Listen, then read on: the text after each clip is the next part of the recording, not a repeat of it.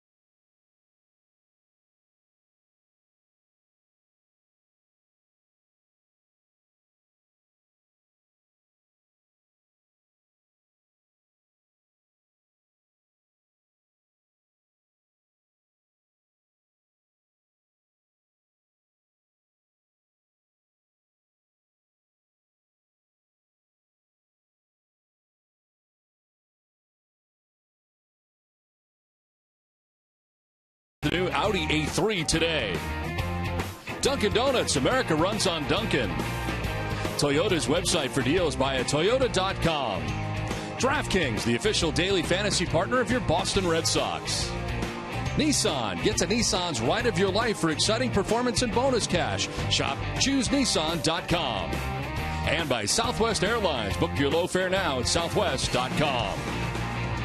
Welcome back to Fenway Park. It's Game 3 of the 3-game series between the Red Sox and the Texas Rangers. Welcome back inside the broadcast booth, everybody. I'm Don Orsillo. Well, tonight, which Clay Buchholz will show up here tonight at Fenway Park? It has been a different one each time out, it appears, for Buchholz, but he has turned the corner a little bit with his new battery mate in Sandy Leon. The last 2 times they have worked together, this is what's taken place. A 1-0 record over the last 2 starts for Clay, a 2.51 earned run average. The strikeouts to walk, very good, and the opponent batting average under 200 at 196. Numbers in the past against this Texas Rangers team not as good as he comes in at 1-4. Well, coming in for us is Gary Streisky. And Gary, last night, a frustrating night at the yard for the Red Sox. Certainly, Don, they got a lot of Adam hits, right? They were hitting them right at the Texas Rangers defense. Now, Shane Victorino not going to be a part of this Red Sox offense tonight. A late scratch originally in the lineup. John Farrell saying he's dealing with some general soreness in the left calf area. So nothing in the hamstring, nothing in the lower back, so he won't be able to contribute at least tonight. Speaking of contribution, they really haven't had too much, but they understand that they're not ready to hit the panic button, and they're really not ready to, I guess, ask for any help from the powers to be, at least yet. We feel like we're on the cusp. You know, you could leave 24 men on the last 2 games. It could be maybe a little bit greater margin in inside of some of those games, but I don't know that we're at the point of a fumigation of the clubhouse or an exorcism, but hopefully it starts to fall our way. We'll find out how it works out tonight for the Red Sox. Buchholz on the hill, 2-4 with a 4.83 earned run average. His first pitch is next after this.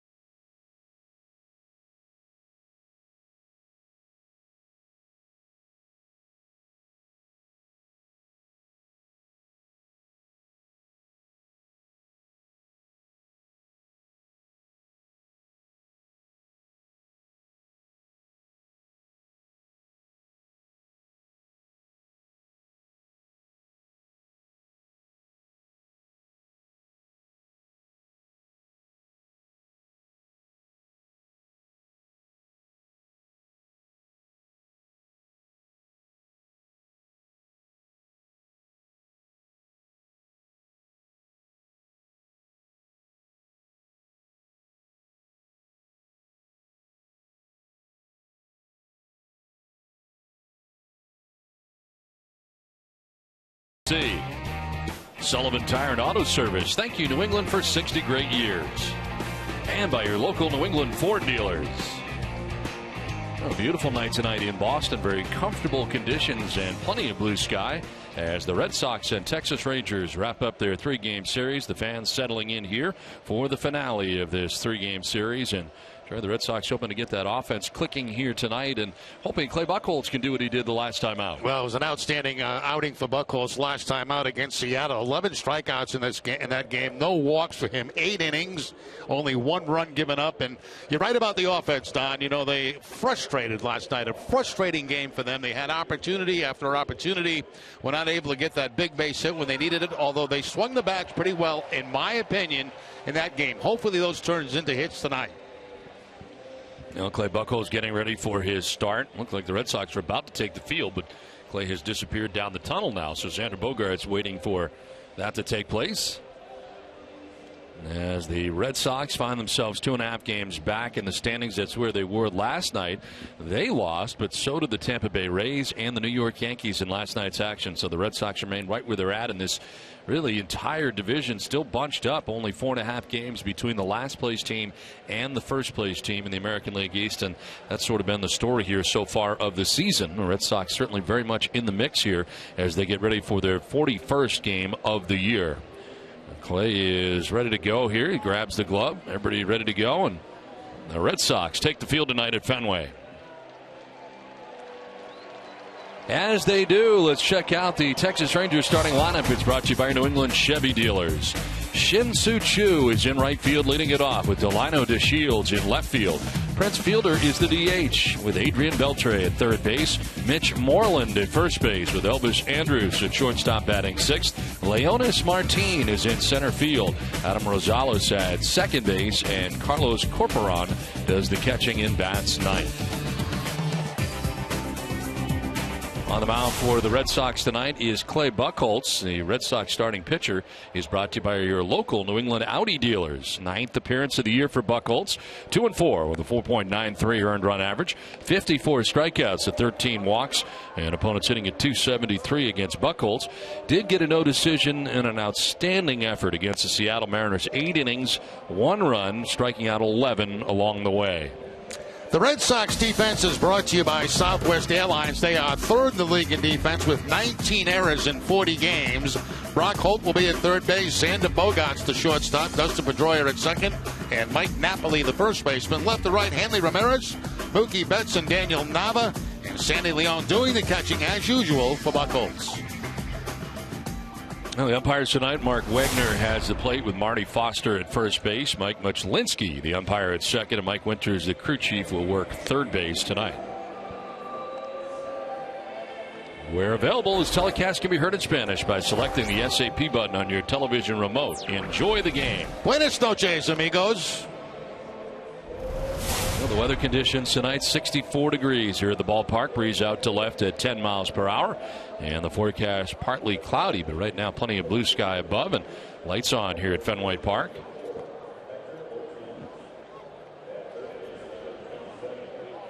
Clay Buchholz getting ready for his 9th start of the year. Well, he hopes to have better success than he did last year against Texas. Last year only faced him one time, went 4 1/3 innings in that game and gave up 6 earned runs. So looking for different results here tonight. Well, Shin-Soo Choo ready to get it started here in the top half of the first inning. 233 average, 6 homers and 17 runs batted in for Choo.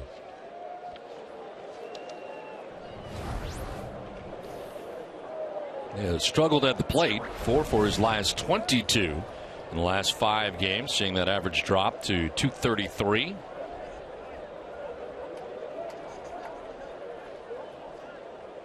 First pitch of the ball game is going to miss for ball 1. And Choo is about as deep in the batter's box as you can possibly be. That left foot is just right barely on the line in the batter's box. Some guys like to be deep like that to see the ball a little bit longer. Some guys prefer to be up closer to home plate. But Choo, as you can see, just has his toes on the line.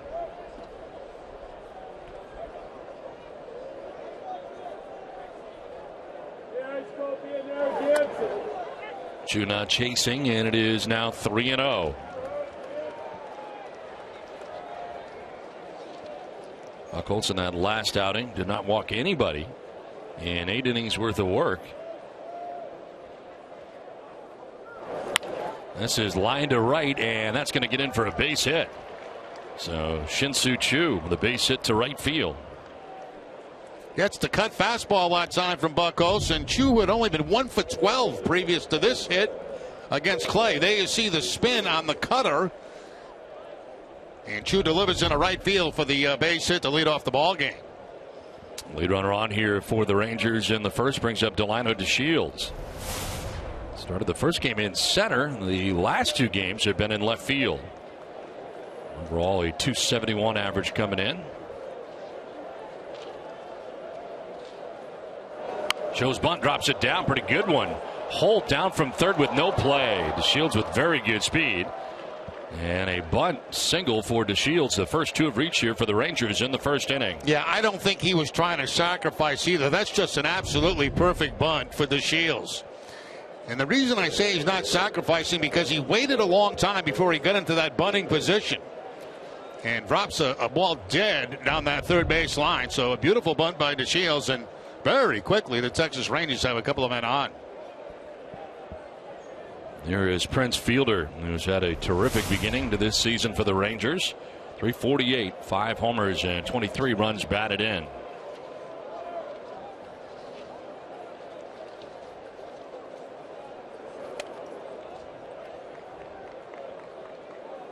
Five for 11 in the last 3 games, and has a 9-game hitting streak coming in. Not to mention the great numbers with runners in scoring position.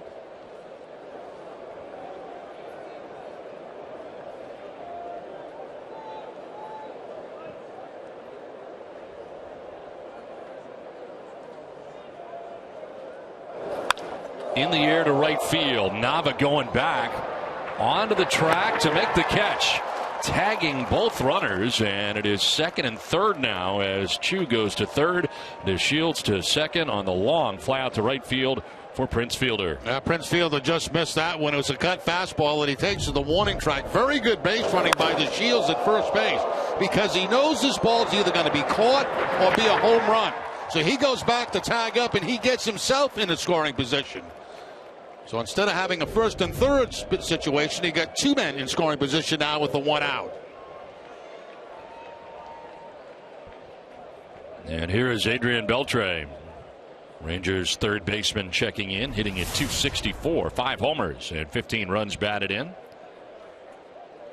He has hit safely in his last 5 straight games and at .368 during the 5-gamer. Early in the ball game, the Red Sox playing the infield back, with the exception of Brock Holt at third base, is just a couple of steps behind the bag. Trying to protect against giving up 2 runs.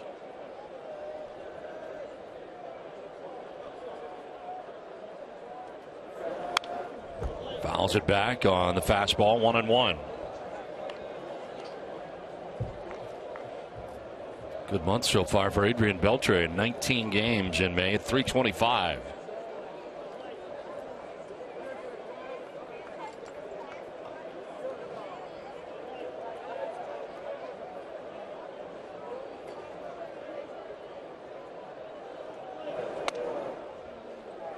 Beltre, a guy who likes to play every day, was activated off the DL in April of last year.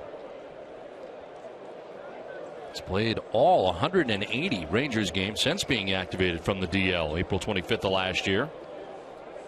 Second longest active consecutive game streak in the major leagues, only Freddie Freeman with more, 207 consecutive starts. We got used to that when he was with the Red Sox, right, Don? No doubt. I mean, every day you could count on Beltre. One season here with the Red Sox back in 2010. 293 that year, 17 homers, 66 RBIs.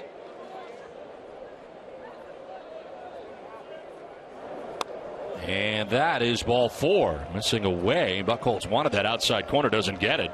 And the bases are loaded with 1 down. Buchholz again going to the cut fastball on the 3-1 count and just missed the outside corner. Not by very much, but a good take there by Adrian Beltre. 3-1, he's not looking for a pitch out there anyway. There is Mitch Moreland. Bases filled here with Rangers in the top of the first inning. A .288 average coming in. 2 homers, 12 runs batted in for the Rangers first baseman.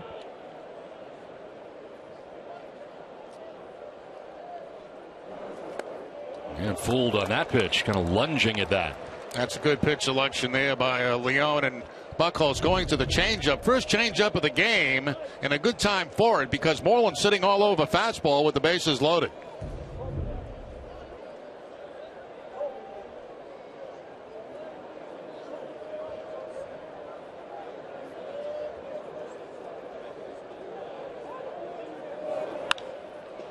Fouled off to the left, and Buchholz jumps ahead here, 0-2.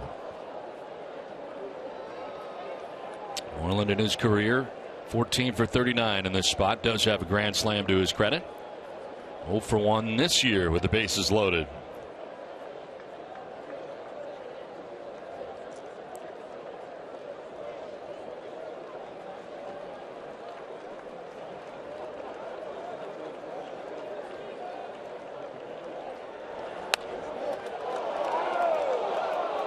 Missing inside as it is 1-2.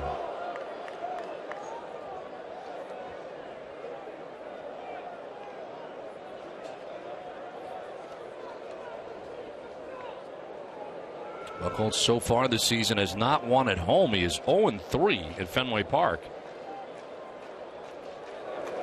And this is hooked on the ground right side. Pedroia will go to second to get the lead runner there at second base. It is dropped, but on the transfer, and another run will come in.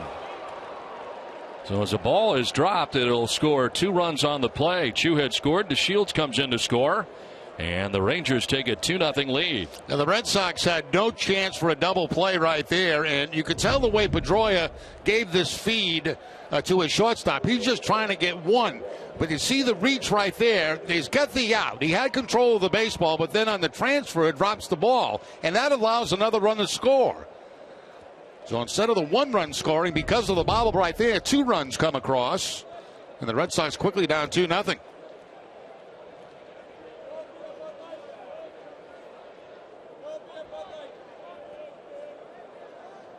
Xander Bogaerts getting charged with an error that allows DeShields to score. So Mitch Moreland at first base held on. A quick start now for the Rangers on top 2-0 tonight. And here is Elvis Andrus. And let's take a look at strike one at the bottom of the zone. There's a case for Bogaerts. You know, if you're thinking ahead a little bit, you really know you have no choice for double play, so you just kind of get the out at second, almost make yourself like a first baseman, get the force out at second base. Red Sox are just 7-18 when the opponent scores first. One pitch fouled off Andrus, and it goes out to Holt, but it is strike two.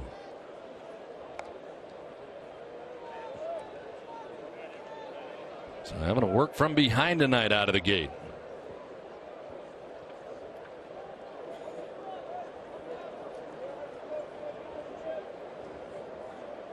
Elvis Andrus, a .229 hitter coming in.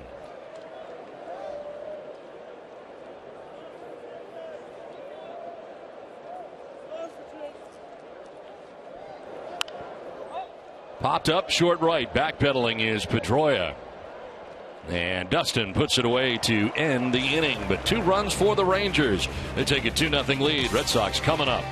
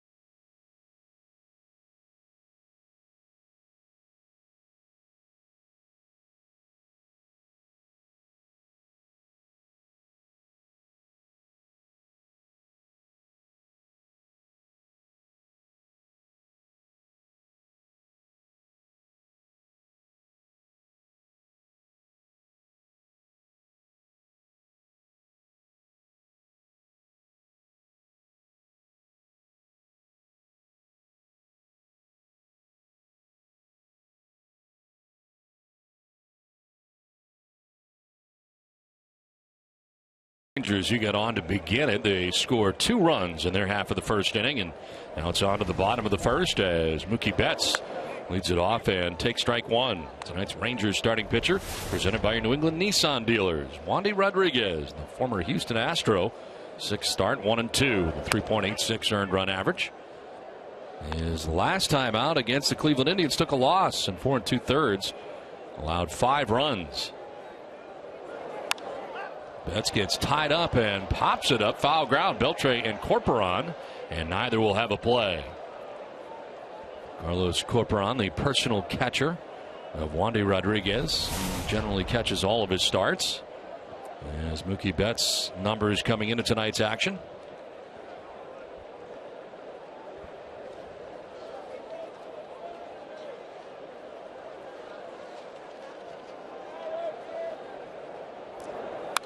This is fouled back, and it hangs at 0-2. Wandy Rodriguez, a 36-year-old left-hander.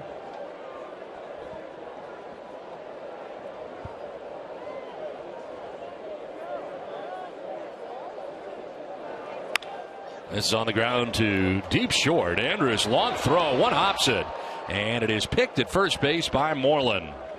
Able to get Mookie Betts.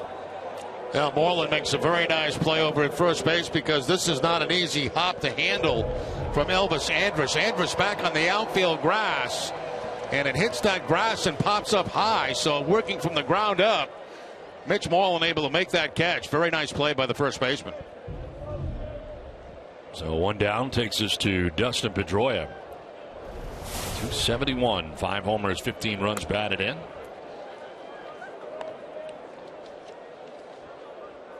Pedroia so far 2 for 10 in the series. Took an 0 for 5 here last night. Now he rifles this foul into the seats. With the 0 for 5 last night, snapped a streak of 23 consecutive games reaching base via hit or a walk. Have been the 3rd longest on base streak of the season. As David Ortiz waits on deck, Pedroia will take strike 2.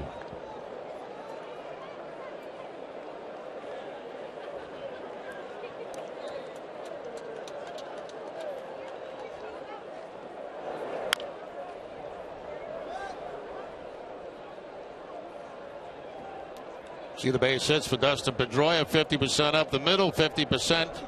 Wait a minute, don't tell me he doesn't have a hit to left field. Oh, that's left-handed pitching? No hits to left field? That's what they're telling you. I take exception with that. The 1-2 pitch. Not buying it? No.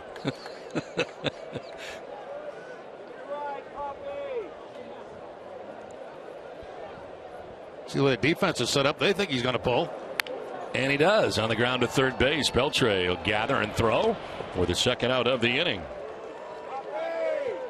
Well, tonight's Red Sox starting lineup is brought to you by your Eastern Hyundai dealers. It is Mookie Betts leading it off with Dustin Pedroia at second base. David Ortiz, the DH, with Hanley Ramirez in left field. Mike Napoli at first base. Brock Holt at third base with Xander Bogaerts at shortstop. Daniel Nava in right. And Sandy Leon does the catching and bats ninth. Shane Victorino was in the original starting lineup this afternoon, but some left half soreness has him out of the lineup tonight. And John Farrell expecting Pablo Sandoval to return tomorrow. Feeling better today after being hit in this series with a 94-mile-an-hour fastball near his kneecap.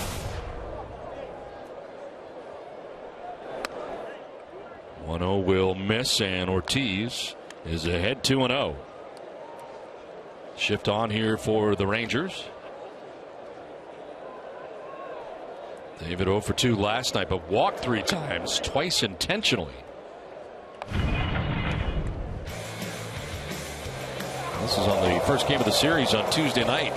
Pablo Sandoval hit right around the knee area. And it's certainly sore, as you might imagine, as this one jams Ortiz and he fouls it back.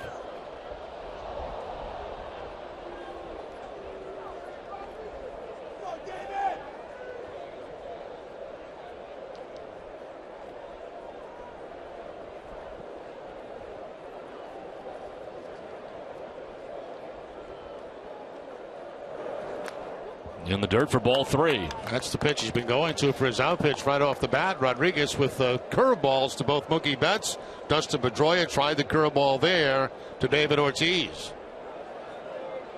Mike Maddox, the pitching coach for Texas. Payoff pitch to Big Papi. And Ortiz grounds into the shift. Rosales in short right field throws out Ortiz, and 3 ground ball out. It's a 1-2-3 first for Rodriguez. 2-0 Texas.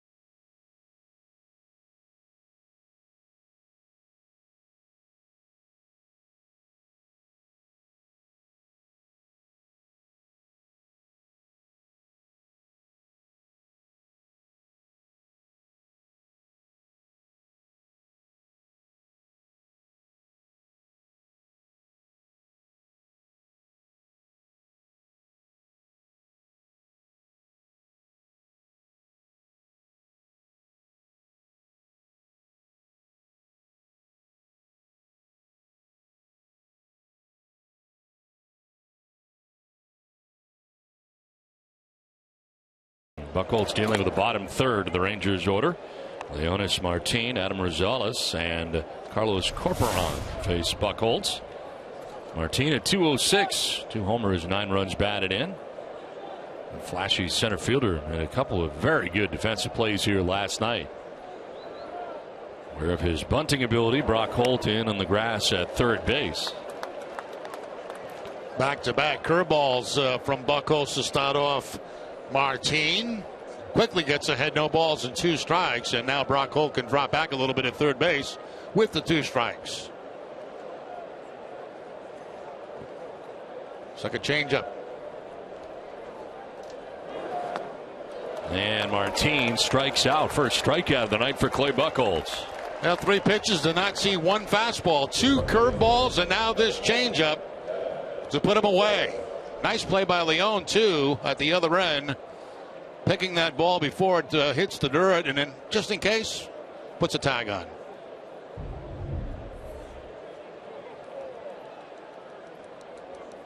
So the first strikeout of the night for Buchholz. 1 down here in the second inning. Rosales swinging at the first pitch. Aggressive. The Texas Rangers so far against Buchholz, and that one fouled off to the right. Rosales at 156, 2 homers, and 4 runs batted in.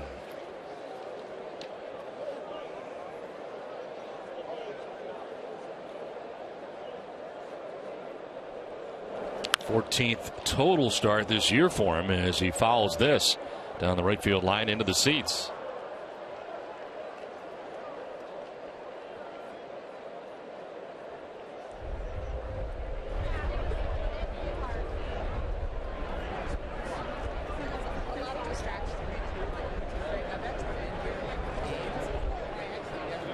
Very comfortable night here tonight at Fenway Park.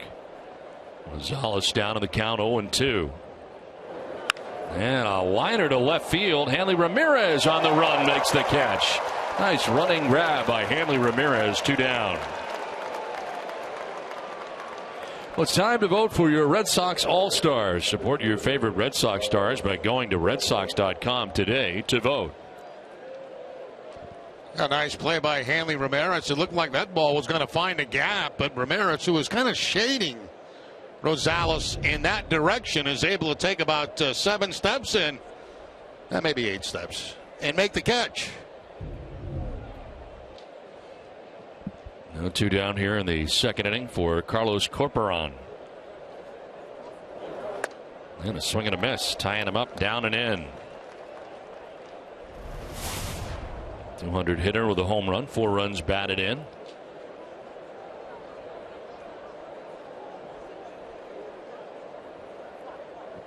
He has 5 for his last 31, and 161 coming in.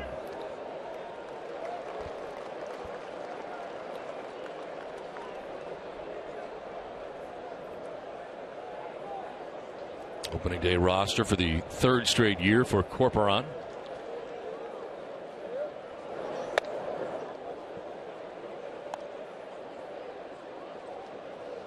Rangers coming into tonight's game 9.5 games back of the Houston Astros in the American League West. Did win here last night, 5-5 in the last 10 games for Jeff Bannister, first year as the Rangers manager.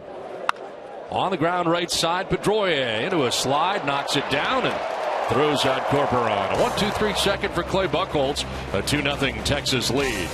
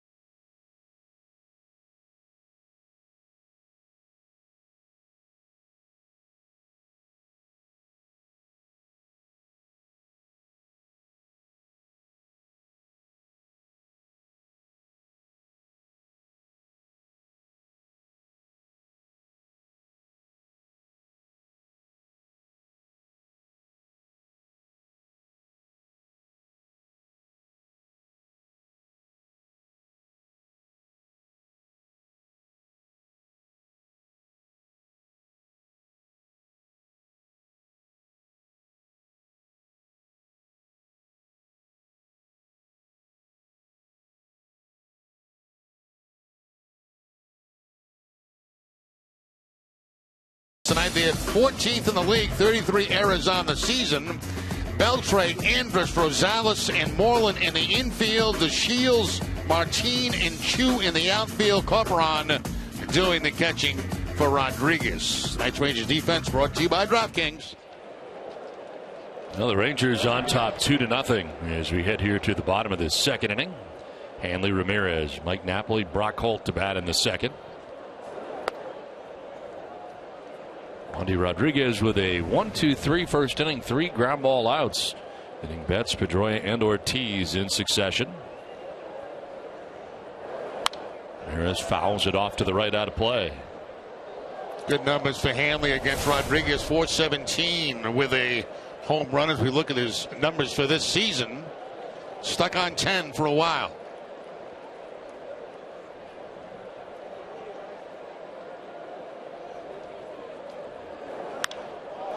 To center as Martin coming in will make the catch. Didn't break right away, but got plenty of speed to recover for the first out of the second inning. Well, Saturday on Dining Playbook, find out about the 3 best brunch spots in Boston. And Jenny talks to Red Sox pitcher Joe Kelly about his cooking skills. Catch all that and more on Dining Playbook Saturday morning at 9. One down here in the second inning brings up Mike Napoli. 184 with 4 homers, 13 runs batted in for Napoli. And lately has heated it up. Like 4 for 8 so far in the series with a home run.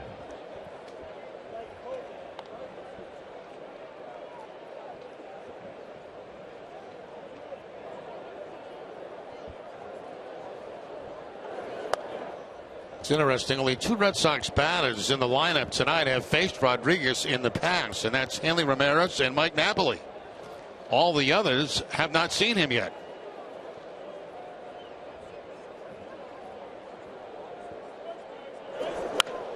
One hopper. It explodes on Andrus. He's got it, gathers himself, and throws out Napoli. 2 down. Elvis Andrus, a nice play at shortstop. Well, Tuesday, June 2nd, is Mike Napoli bobblehead at night at Fenway Park. All fans in attendance will receive a Mike Napoli bobblehead presented by Enos. Visit redsox.com/promos for more info and to purchase your tickets now.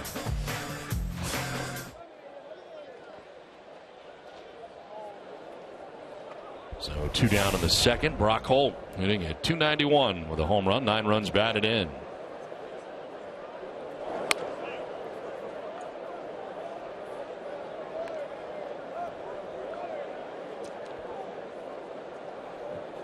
Well, the Rangers brought in Rodriguez on a minor league contract. Signed him to AAA Round Rock. He had signed a minor league deal with Atlanta, but was released on April 3rd after making 6 spring starts for the Atlanta Braves. When you look at this pitching roster for Texas, it's like almost everybody has been at Round Rock this year. And eventually called up to the Texas Rangers. Yep.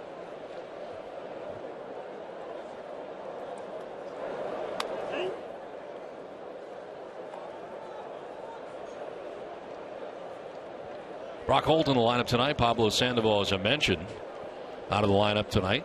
Be expected back tomorrow. Red Sox open up a 3-game series against the Los Angeles Angels. 3-1 pitch. On the ground right side. Rosales, little stumble, but he's able to retire Brock Holt. A 1-2-3 second through 2. Rangers have a 2-0 lead.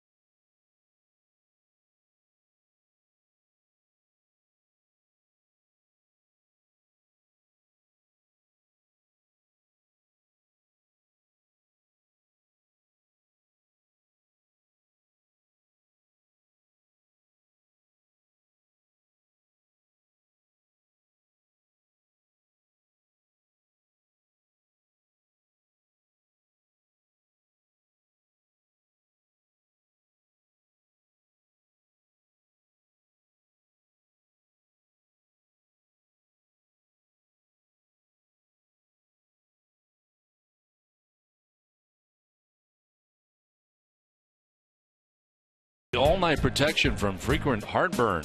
Go to Nexium24hour.com for savings and pick up Nexium 24-hour at your local Stop and Shop.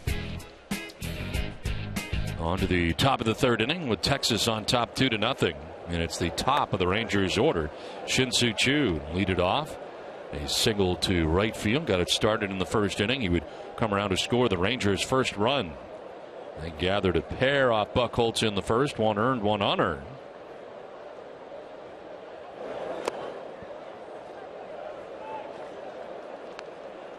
Boston-based daily fantasy company DraftKings.com, the official daily fantasy partner of your Boston Red Sox, is giving out $300 million in cash prizes. Enter promo code NESSON to play for free. 2-0 pitch. Grounded foul. 2-1.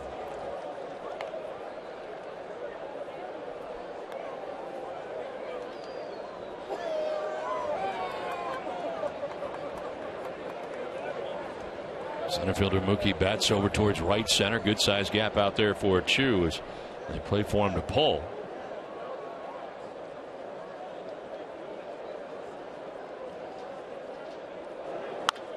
On the ground down the first baseline, and a fair ball bobbled by Napoli. It's time to recover, and Buchholz was there waiting patiently, and they get Choo at first base for the first out of the inning. It looked like a little panic started to set in with Napoli once that ball bounced out of his glove, but fortunately for him, it just kind of rolled just a bit to his left.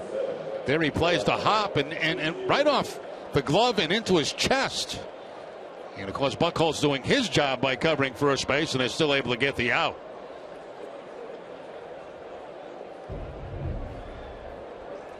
Such a relief when you bobble the ball as an infield and you look down and it's right there where you can pick it up and still get it out. 6 in a row retired now by Clay Buchholz, starting to settle into his outing here. As one out in the third, Delano DeShields with a bunt single his first time up. Also came around to score the second Texas run.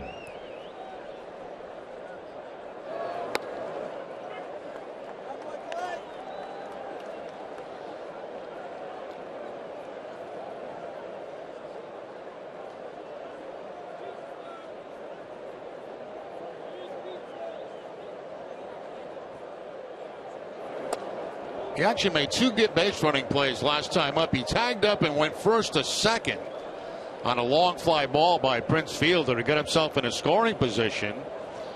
And then, of course, ended up scoring on the ball that was dropped by Xander Bogaerts at second base. So it was good base running by DeShields. Here's the play that he scored on, the play at second base where Xander just did not make the catch, or made the catch, but couldn't hold on to the baseball. And you can see DeShields coming around third base and just continues on to score and give the Texas Rangers a 2-0 lead.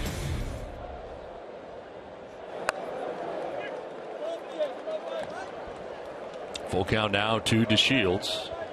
Talked about a lot in the series. Of course, his dad, Delano DeShields, a 13-year Major League career.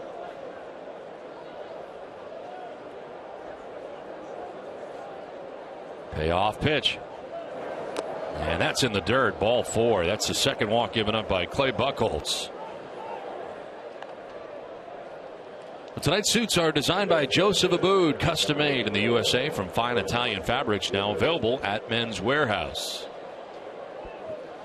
Here's a tough situation for a base runner because DeShields has 11 steals on the season, only caught one time, but you're on first base in front of Fielder, and you like to leave Fielder that hole between first and second, so it really is a gamble sometimes when you take off and go.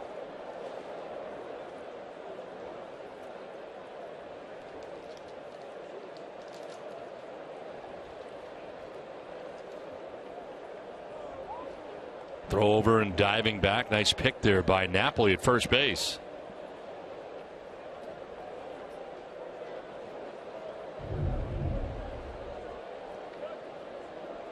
Then you'll see most base stealers diving back to the outside, the outfield side of that first base bag to make that tag a little bit longer. Another throw over, a little closer that time. A little quicker move that time by Buchholz.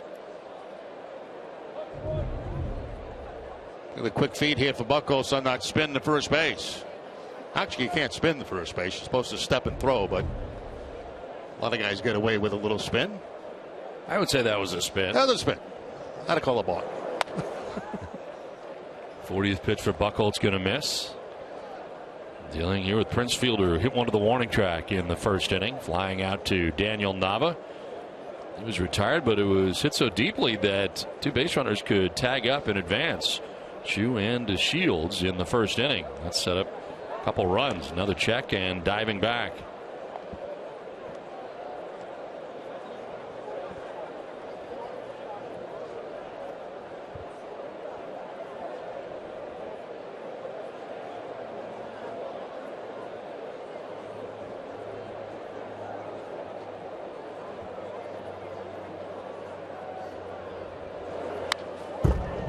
Foul back, a ball and a strike now to Prince Fielder. That was a home run swing right there by Prince Fielder. He let everything loose on that cut fastball that was up in the zone.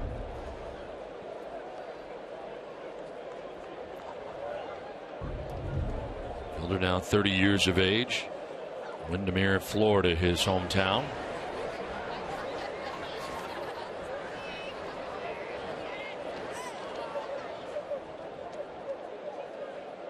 Broke into the big leagues with the Brewers in 2005, where he spent the bulk of his major league career. 2 years in Detroit, now his second year in Texas. Snap throw down to first, and it's not going to be in time. The Shield's able to get back, and we've seen Leon not afraid to throw it around. Yeah, that's a good time to do it, too. Left-handed hitter at the plate that kind of blocks that runner at first base. And you can't lag around on your secondary lead when you got a lefty up there, because if you got a catcher like Leon who likes to throw the ball around, they're going to try to pick you off.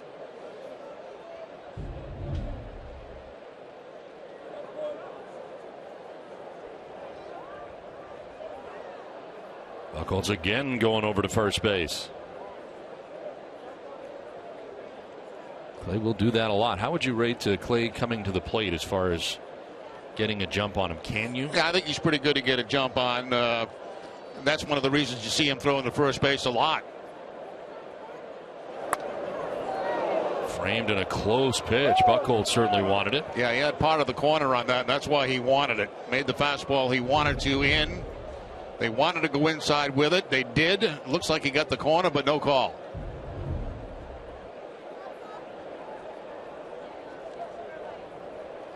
Fielder now, Beltre next, with one out here in the third inning.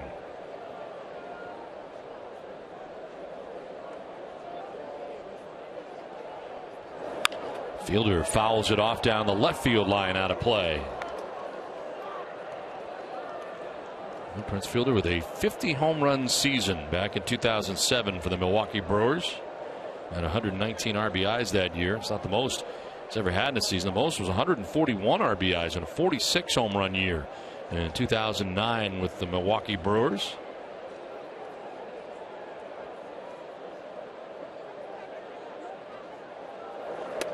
Jumping back out of the way of a pitch, straightens him up. I'm quite certain Shields will be off now at first base on the 3-2 count as Fielder makes his way back to the batter's box. And only 42 games last year. On the DL on May the 22nd for the remainder of the year. Herniated disc and had disc surgery in his neck. But he's come back pretty big this year so far. 348. The average coming in. Runner goes, and a ground ball right to the bag at second. One out there, another out at first base. A double play as Bogaerts was going to cover the bag there with the Shields running. He runs right into a double play.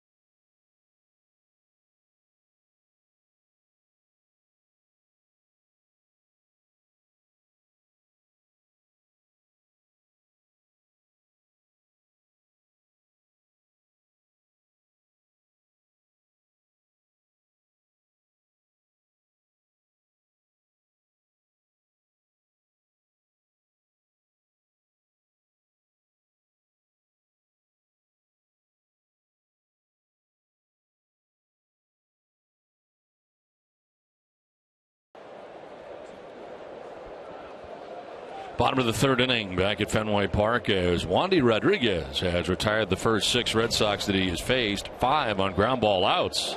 And here is Xander Bogaerts to get it started in the third. Watch Bogaerts try to hold his position for as long as he can. He knows the guy's running on a 3-2 count. You got to try to hold your position so you don't give up too much room to the hitter.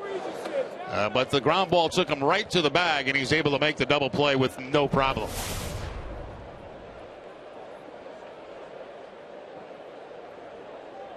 That's Bogaerts, Nava, and Leon to bat here in the bottom of the third inning.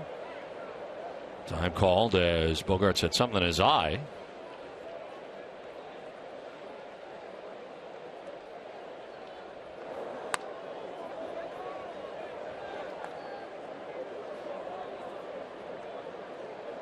Only 1 strikeout. Last 41 at bats for Bogaerts, third lowest in Major League Baseball in the last 2 weeks. Curveball that time snapped off in there for a strike. We're talking about Carlos Corporon catching all 5 starts so far for Wandy Rodriguez. Well, he was his catcher in Houston as well. So the two have worked well here together so far for the Rangers. And on the other side, something John Farrell said that he would rather have stayed away from. Right now, Sandy Leon, the personal catcher for Clay Buchholz. As long as Buchholz continues to do what he is doing with Leon catching, I don't think he's going to break up that tandem anytime soon. That's interesting. You know, a guy who's a backup catcher as Leon is, and all of a sudden you get a chance to catch a guy like Buchholz. And Buchholz has a good game. That turn comes around again. Leon's in the lineup. They have a good game. All of a sudden you become a personal catcher. This is driven back off the glove of Rodriguez, slowed down, and Bogaerts will reach a base hit. First base runner of the night for Boston. Well, we've mentioned many times that, you know, any ground ball back to the pitcher, if it's up high, they get a chance. If it's down low, it's really a difficult play for any pitcher to make. And that ball stays low, even though it gets part of the glove of Rodriguez. It's just very difficult coming off that mound to catch batted balls that are low to the ground. So first hit of the night for the Red Sox as Xander Bogaerts aboard to begin things here in the third inning. And now Daniel Nava. Notice Nava's hitting from the right side.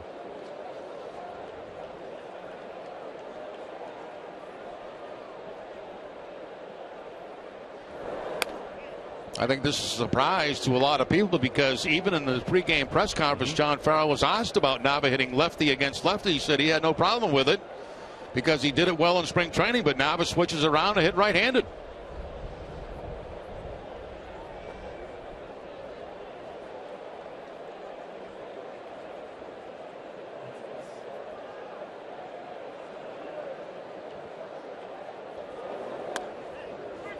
He will take the strike and is quickly down here, 0-2.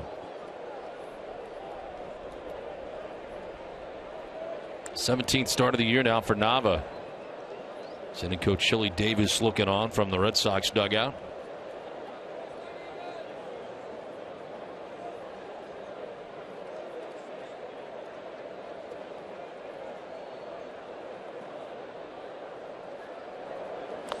In the dirt, gathered by Corporon. No advance at first base for Bogaerts.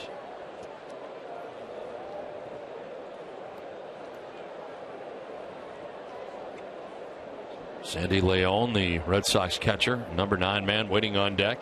Nobody out here in the last of the third inning. Rangers getting 2 runs in the first.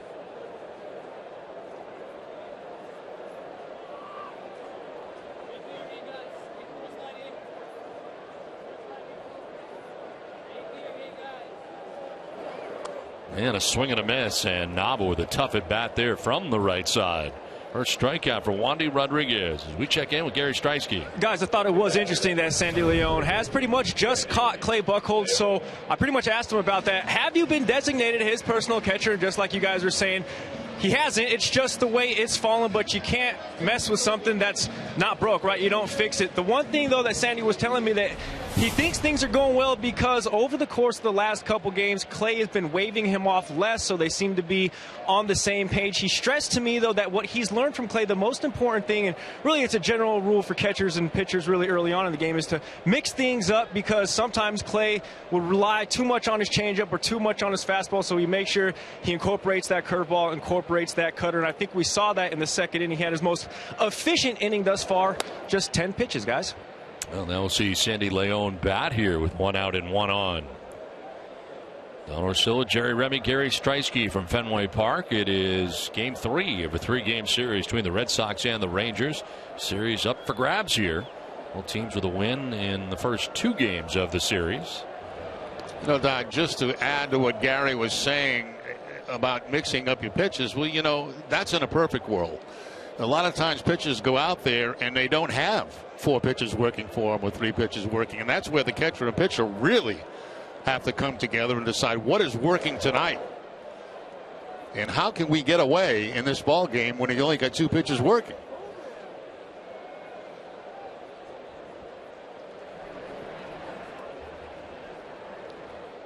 I heard a lot about Clay Buchholz having conviction of the pitches that he throws. There's been a lot of talk about that over the years. This is laced foul.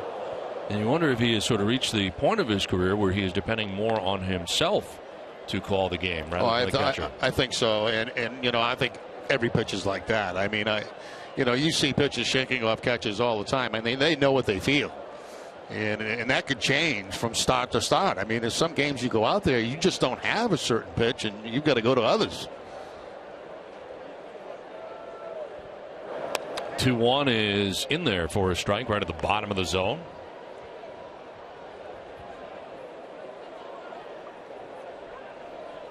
Top of the Red Sox order, Mookie Betts waiting on deck. Red Sox have their first base runner of the night.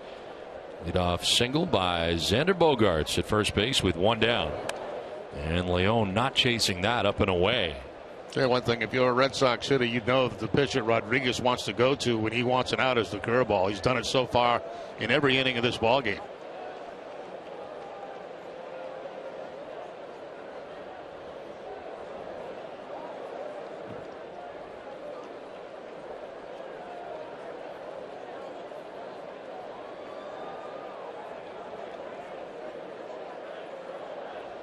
Leon, a .231 hitter against lefties in his career. And a chopper to short. Elvis Andrus will go to second for 1, on to first for 2. Double play that goes 6-4 to 3 and ends the 3rd inning. We're headed for the 4th, 2-0 Texas.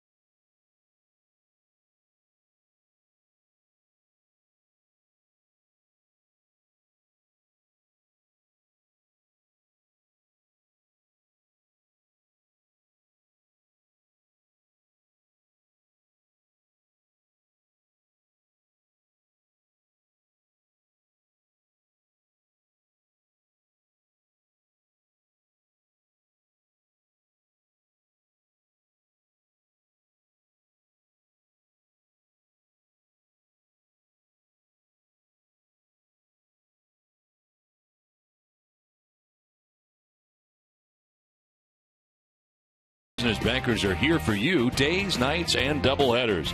To see why we've been named the #1 SBA lender in New England, visit easternbank.com/smallbiz. 2-0 Texas on top of Boston. As we head to the fourth inning, it's 47 pitches now for Clay Buchholz. Working to Adrian Beltre, leading it off. He walked Beltre back in the first inning. One of 2 base on balls allowed by Buchholz.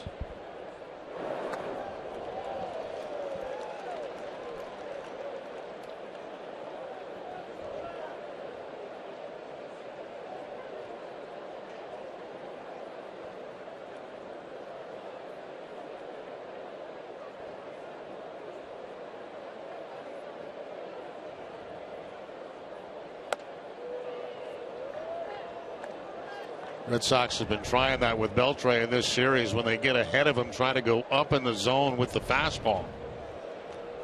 And it has worked a few times. Chasing one last night up by the bill of the helmet. This will be a changeup.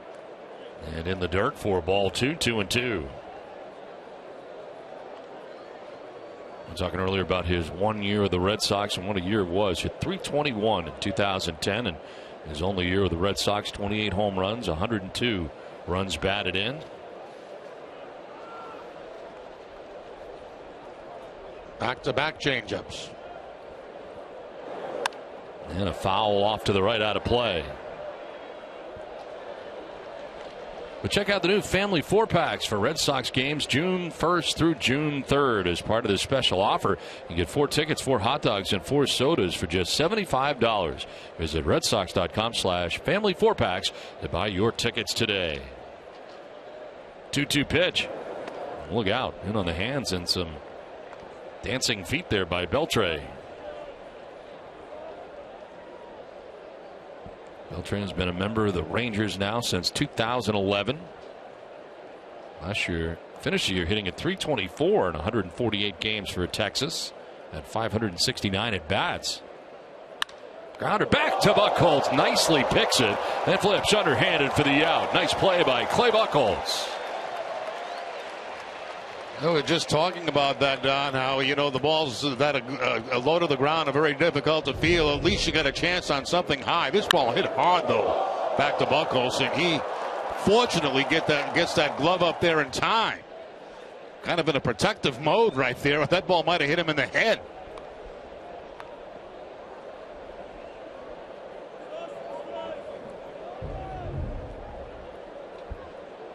One down for Mitch Moreland. Reached on a fielder's choice in the first inning. Curveball in there for a strike.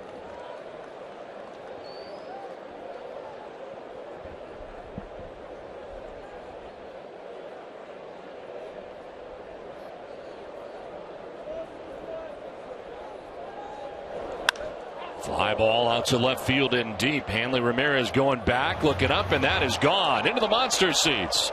Mitch Moreland hits his 3rd home run of the year, and this gives the Texas Rangers a 3-0 lead.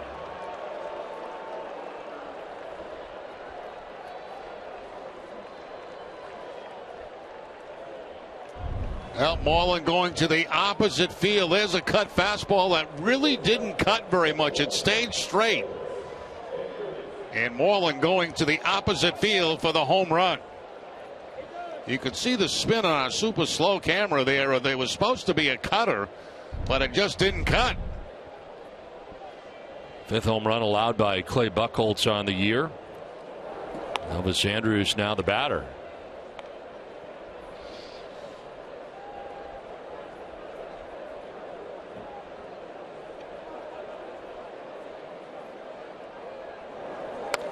Curveball snapped off there, and it's 1-1. Seemed to me, Jerry, last time out in his big 11 strikeout game, there were fewer cutters than we've seen in a while for Buchholz in that last start. I know you didn't see it. I did not see it, Don.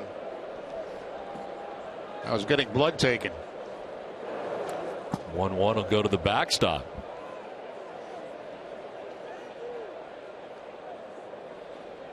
Eleven strikeouts last time out. That's a fastball. The first one was a changeup. You were seeing imaginary pictures. Am I seeing things? Yes. I am? No. Oh, this is not a good sign. No, they had the wrong thing in your monitor. Oh, you were looking at something that people at home couldn't see. Oh, really? Yes, but you were announcing it very well, I thought. Did a good job of what you were seeing. It just wasn't what's going on over the air. Look what I found. Yeah, nice. Yeah, great. Put it up. Yeah, it's terrific. 2-2 pitch to Andrus. So I'm seeing things now. No. It was actually there. It's just they were showing you what was known in the business as ISO. Yeah, there's a thing that my monitor here. They show me things between innings or during the game, as you can see. Yep. And I was looking at that, and I thought I was seeing a bunch of strikeouts. Right. You were. There is a strikeout of Elvis Andrus, and that is the second strikeout for Clay Buchholz. No, you were seeing it. I mean, it wasn't imagining things. Yeah, and I was talking about it, too. You were talking about it, but it just nobody else saw it but you. No, I said, Remy is going crazy. He reeled it in quickly. 2 down, bases empty now. Leonis Martin, the batter.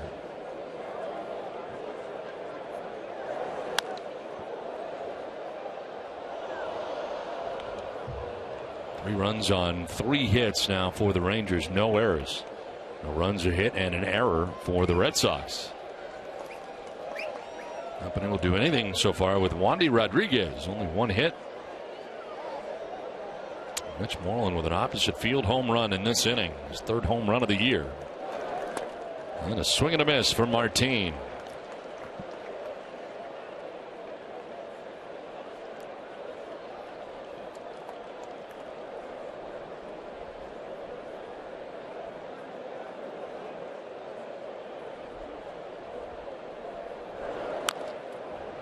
Fouls it off himself and stays alive.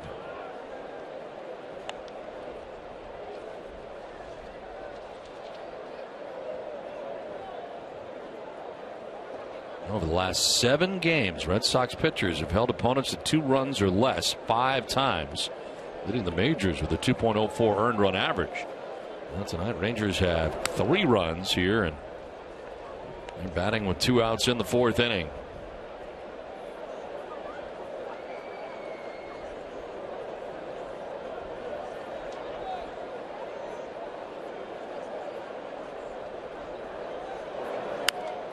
Popped up, foul ground. Brock Holt racing over, and he'll have a play. Makes it for out number 3. But a home run for Mitch Moreland has put the Rangers on top 3-0.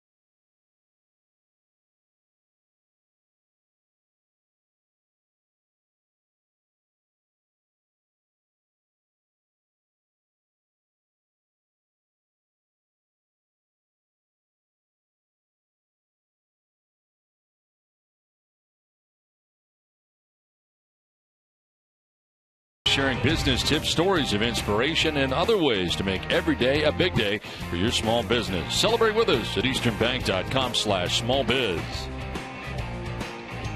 The video department, 3-0. Rangers have lead over the Red Sox into the bottom of the 4th inning.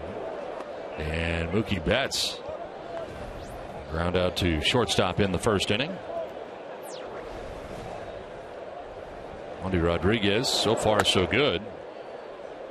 Ground ball outs. He has got a total of 7 in this game through the first 3 innings.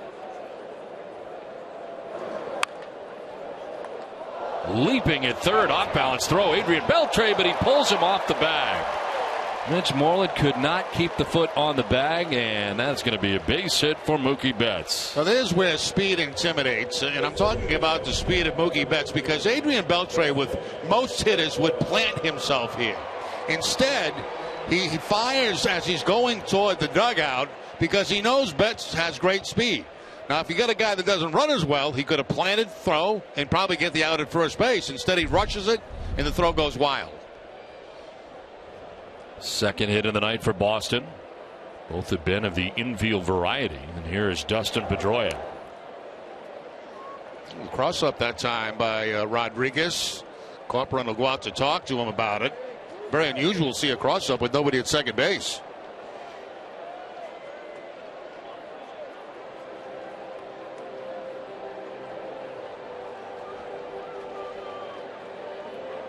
I tell jokes after the game.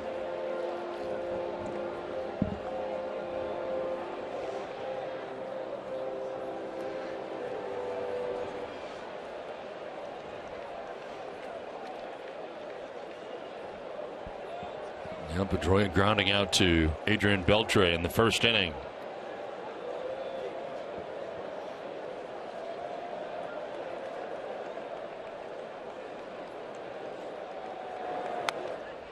Picks up the outside corner.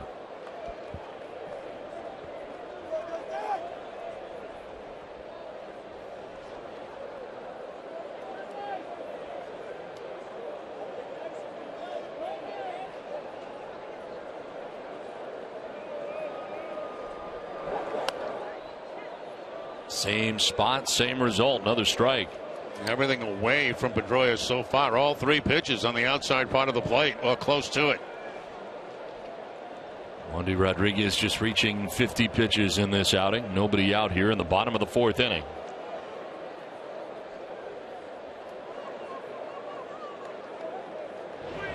Talk about the problems the Red Sox have had against lefties.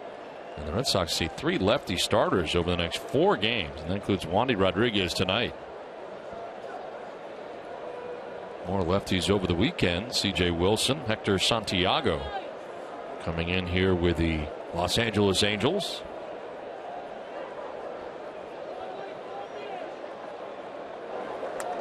Up and away, and Corcoran leaping to grab that.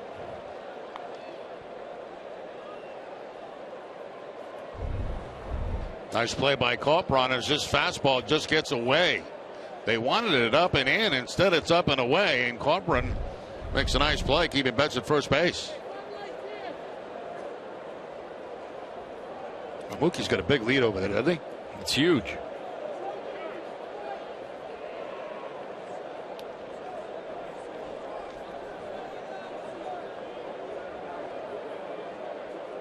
See him take a peek in. That's to see if the look at the signs.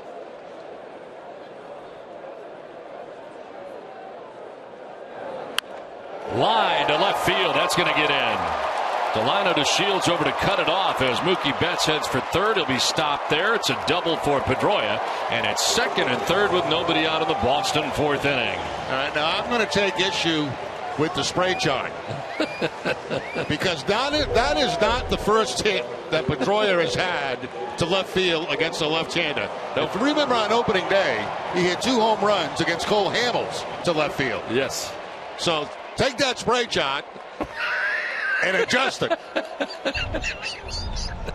thought you were going to say something else. No, I like my job. Adjust it is much better. I like my job. Make the adjustment.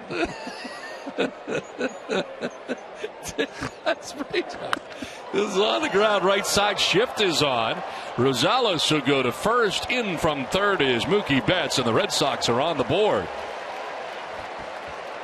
So Ortiz grounding into the shift, picks up an RBI. Taking third is Pedroia. And it's time now to check out the results of our Dunkin' Donuts poll question. This doesn't look like the results to me. The question tonight is, should Major League Baseball outlaw the shift? Text 1 for yes, text 2 for no. I'm voting text 2. I'm probably going to get beat on this, but I'm voting text 2. You can play anywhere in fair territory. Right. I mean, you don't have a problem with all 9 guys coming over to one side or no, anything like that's that what they want to do. I'll hit the ball to the other side. Right. Well, I bet you David Ortiz would be voting for this. Yes, he would be outlawed. He would vote no. Yes, that's for sure. No doubt about that.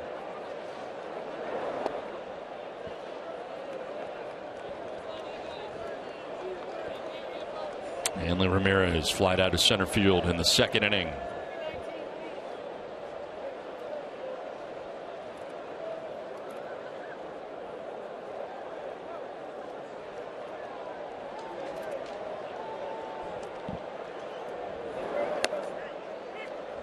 At the bottom of the zone, called a strike, 1-1. I think Ramirez is going to hit a home run tonight. Just have that feeling.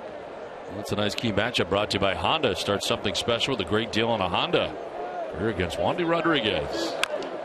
And a little dribble in front of the plate. Rodriguez going to go home, glove to glove, and the tag applied. Pedroia is out at the plate. Corporon able to apply the tag. Rodriguez didn't even go to the bare hand, just went glove to glove. Now that's a very difficult play for a runner at third base because, you know, the ball is rolled out in front of home plate, so you immediately think that you can beat the pitcher, but the pitcher makes a nice play here. Right out of the glove, the shuffle, and Pedroia goes into the dive, not even close to home plate.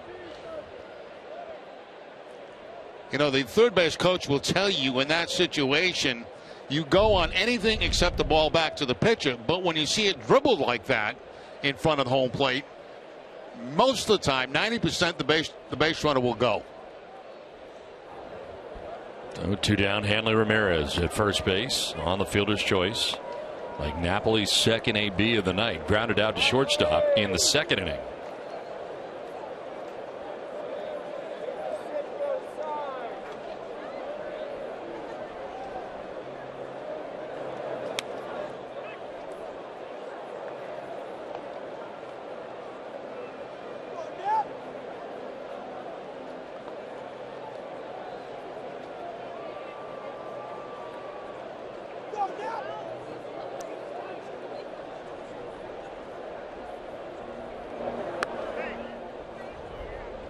Ball and 2 strikes now to Napoli. Red Sox get their first run of the night here in the bottom of the 4th inning. Brock Holt waiting on deck.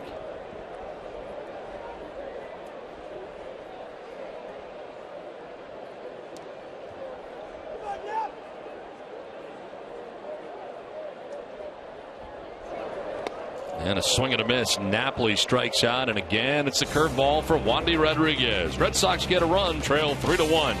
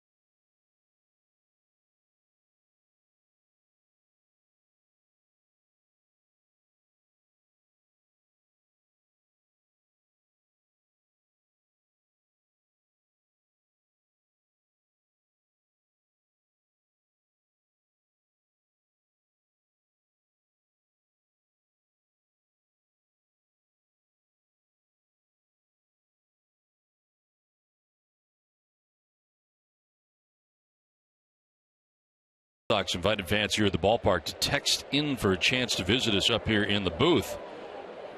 It looks like we found somebody, and we are going to get a chance to meet them during the next commercial break. So stay tuned to find out who's tonight's visit booth winner will be after the break.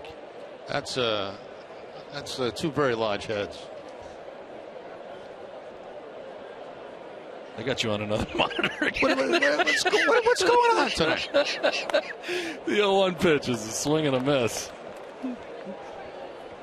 Somebody wants you to have ISO in your monitor, a different thing than what they're seeing at home, just to play with you. It's not going well. The 0-2 pitch is on the ground down the third baseline. Holt's got it. It's a fair ball. Long throw, and it's off the mark. That play to come off the bag to retrieve that. And Rosales, who does have good speed, is aboard. Yeah, again, speed playing a factor because, the backhanded play here by Holt, he does make a crow hop step to first base, but makes the throw a little bit wide. And I'm not so sure that throw would have got him at first base, even had it been a good one. Be an interesting scoring decision right here. They have charged him with an error. So lead runner on here for the Rangers in the fifth inning after Red Sox just scored in the bottom of the fourth. Carlos Corporon, the catcher, number 9 man.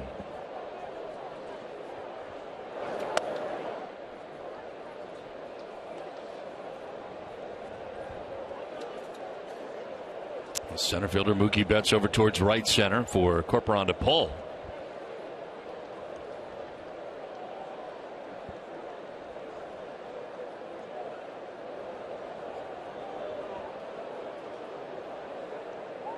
Or the first and back to the bag, losing his helmet, is Rosales. I mentioned yesterday that this Texas ball club, third in the American League in stolen bases. You see 2 for 2 for Rosales.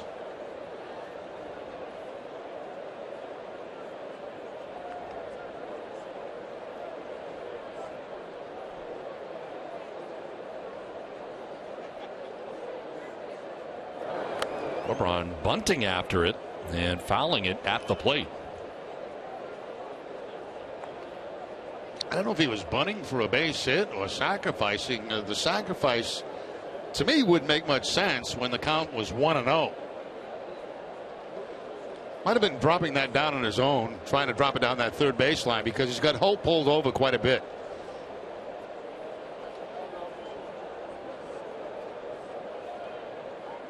Throw over again and diving back safely, Rosales.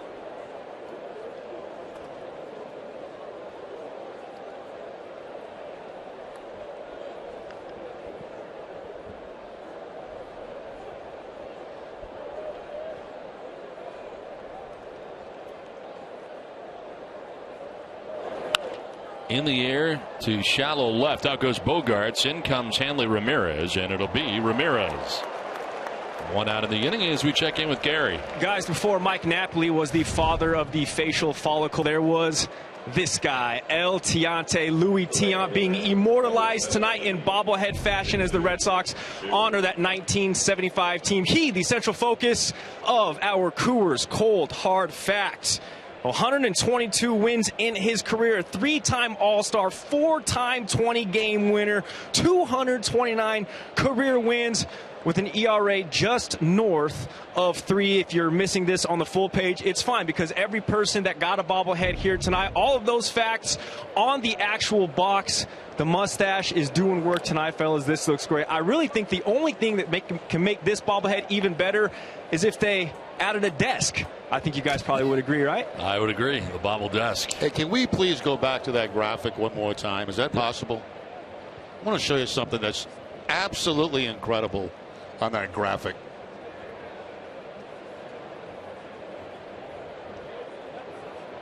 You don't have to wait till after the pitch, I'm told. I'm sure you picked it up too, Don.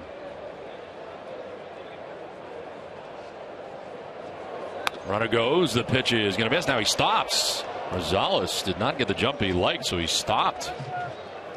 Let's look at that graphic for Louis Tiant. Look at the 1974 season. 25 complete games. And that's in 38 overall starts. That's unbelievable. Yep. That shows you how much the game has changed over the years. 25 complete games in 1974 for Tiante. The year before that, 23. 163 pitch game one. That was pretty incredible too on the box.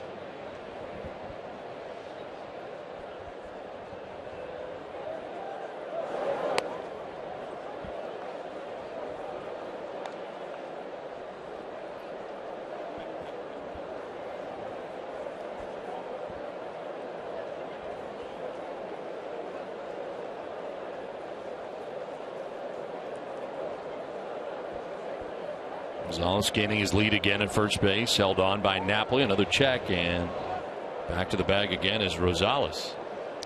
Getting back to that complete game thing, I'd rather see it like that because at least as a hitter, you got to see a pitcher maybe 4 times instead of just a couple or 3, and then you see these guys coming in throwing 95 out of the bullpen.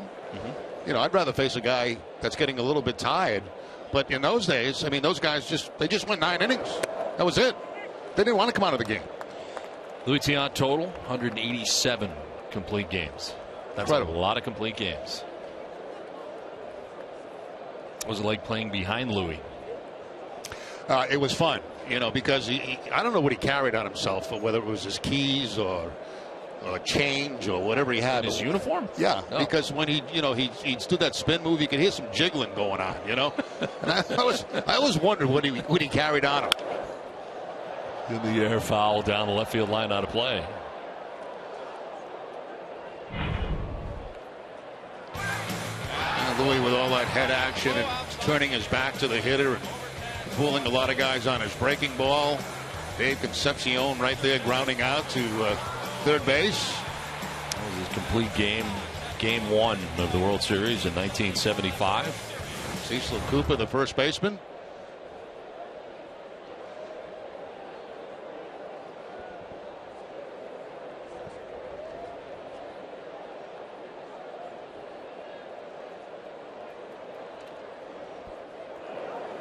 Two is line foul. I got a comparison for you, Jerry.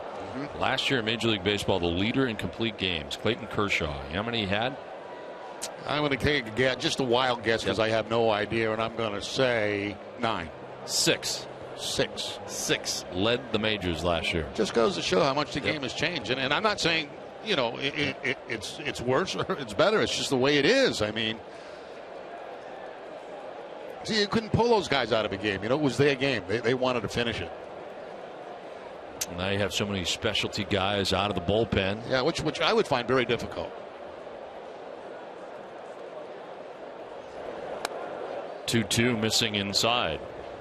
You get late in the game now, and if you're a left-handed hitter and the game's on the line, you're pretty sure you're going to see a lefty come in from the bullpen where back then, the starting pitcher said, I'm not coming out of the game. I'm going 9 innings. So you'd see him again, and it's probably the 3rd or 4th time you saw him in that ball game. Well, now really you're looking for 6 good innings from your starting pitcher. You're not looking for 9 good innings. You're looking for 6 good innings. Yeah. And then you have your 7th inning guy, generally 8th inning guy for sure, to get to your closer. Runner going not very well, and he is out. Almost looked like he was going to try and stop again. It is a strike him out, throw him out, double play in the end of the inning.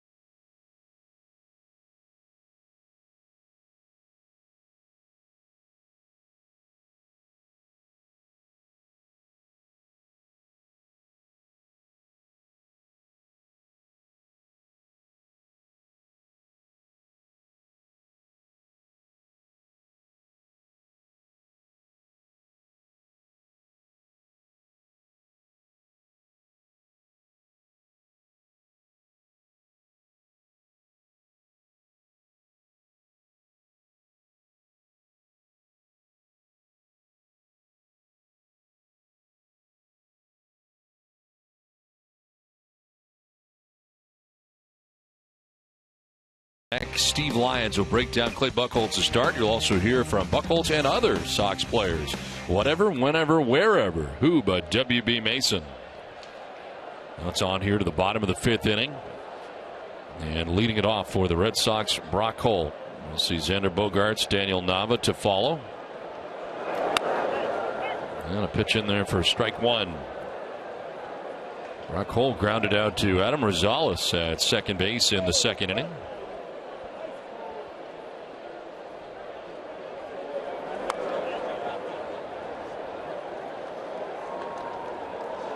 Not sure what happened to Ed last inning. I don't know if that was a botched hit and run or he decided to stop in the middle or what, but he was out by a lot. Yeah, a lot of times, you feel at first base where you don't get a good jump and you just stop, and it's a good thing because some guys can't do that. I couldn't do it. I just would keep going and I'd be out by 10 feet. That's what happened to Rosales.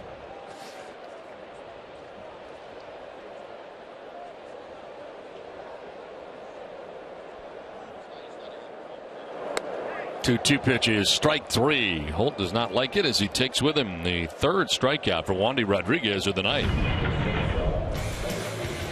And back in the 5th inning, they see the start and stop right there, and it looked like maybe it was supposed to be a hit and run because he looked back at the hitter like he was going to swing. When he didn't see the swing, then he went back to first base. Then he looks again, and I don't know. To me, you got to be running harder than that, right? Yeah, it was like he was running in slow motion. Yeah. His legs were moving, but nothing was happening. No, it was it's like me trying to run right now.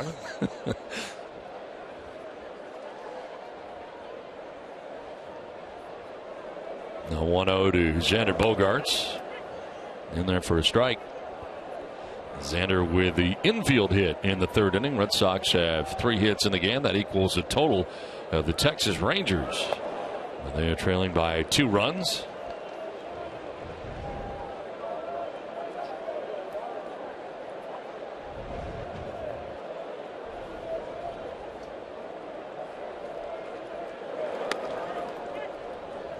Surrounds the plate and is called a strike over the outside corner. Bogaerts wasn't so sure. 2-2.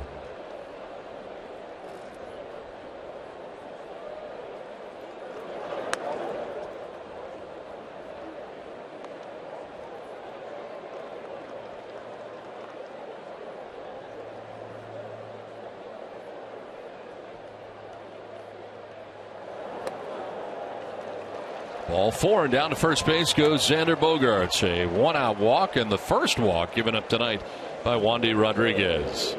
Now, for every Red Sox hit in May, Echo Store Technologies will donate $50 to the Greg Hill Foundation.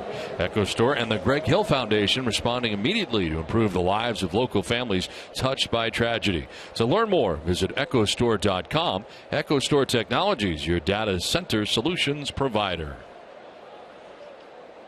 1 out, 1 on, and Daniel Nava coming up. A strikeout victim in the 3rd. 3 strikeouts in the game from Wandy Rodriguez.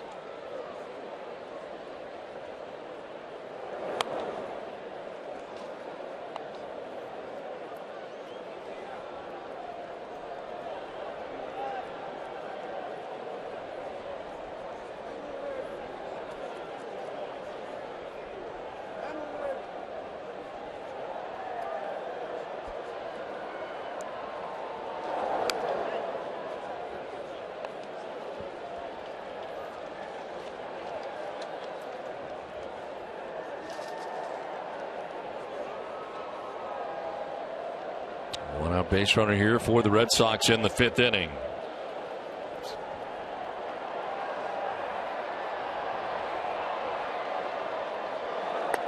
Nava taking a strike, and it's 2 balls and a strike to Daniel Nava.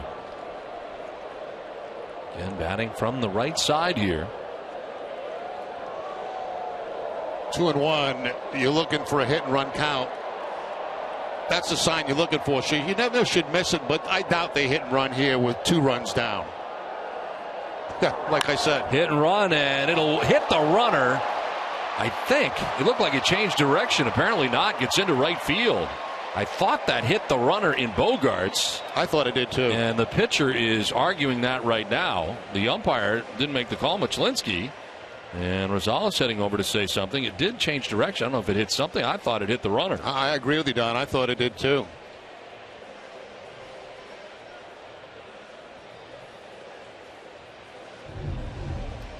They're going to get together here and maybe make a change without even reviewing this. Let's take a look at this last bounce, and it looked like it changed directions. Yep.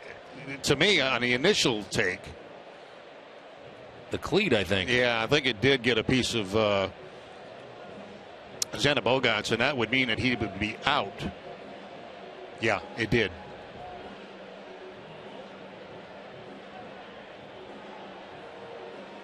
So Bogaerts is out, and a base hit at first base for Nava. I'm going to tell you an interesting ruling in the rule book, and it's never called. I know exactly what you're going to say, and it is true. If there's a ball hit and it hits the base runner, and no other infielder has a chance to make a play on it, the ball is in play. Right. Now, you can't tell me that Rosales had a chance to make a play on it. He didn't. No. He was going to second, but they never call it. Yeah, that is one of the stranger rules in the rule book that you never see called. You know where it happens a lot? At first base. Mm-hmm. Because the first baseman is in front of the runner, and it's already by him, and then it hits the runner, and nobody else has a chance to make the play on it. But they are going to call him out, and you can argue the point, but you're not going to get the call.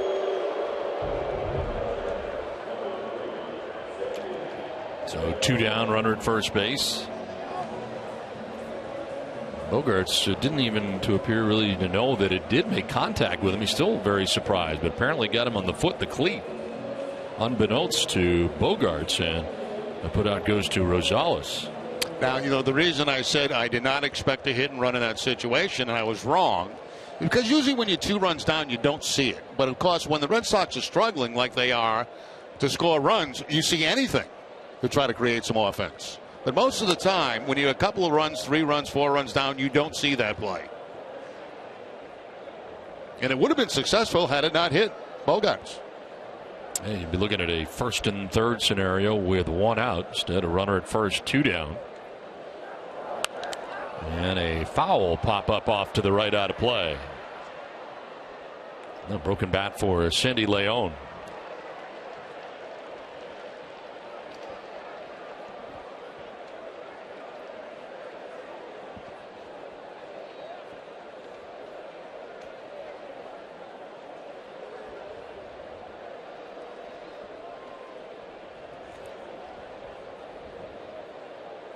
Leon grounded into a 6-4-3 double play in the 3rd inning.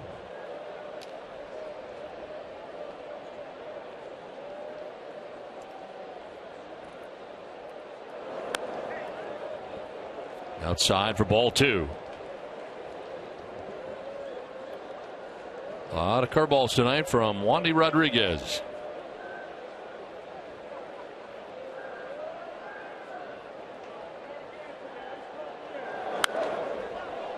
Sprayed foul off to the right, 2-2. Tomorrow at 6, don't miss Red Sox first pitch presented by Joseph Abboud, available at Men's Warehouse. TC, Jim Rice, and Steve Lyons will be joined by Red Sox chairman Tom Werner.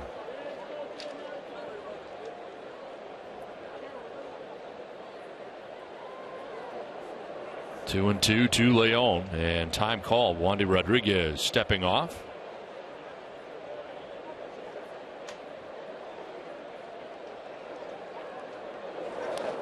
Swing and a miss. Gets away briefly from Corporon, who applies the tag. It's strikeout number 4 for Rodriguez. It's 3-1 Texas through 5.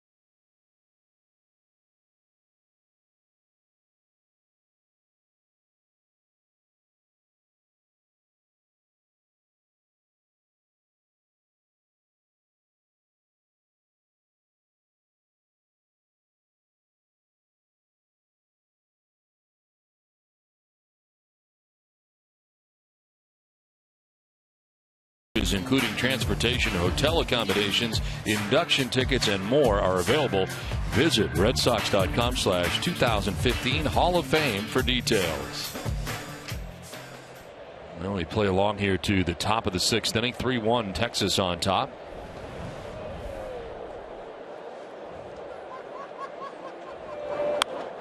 This one is popped up foul off to the right, out of play.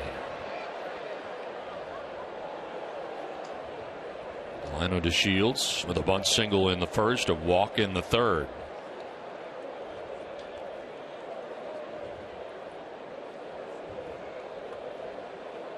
And at the lip of the grass at third, Brock Holt.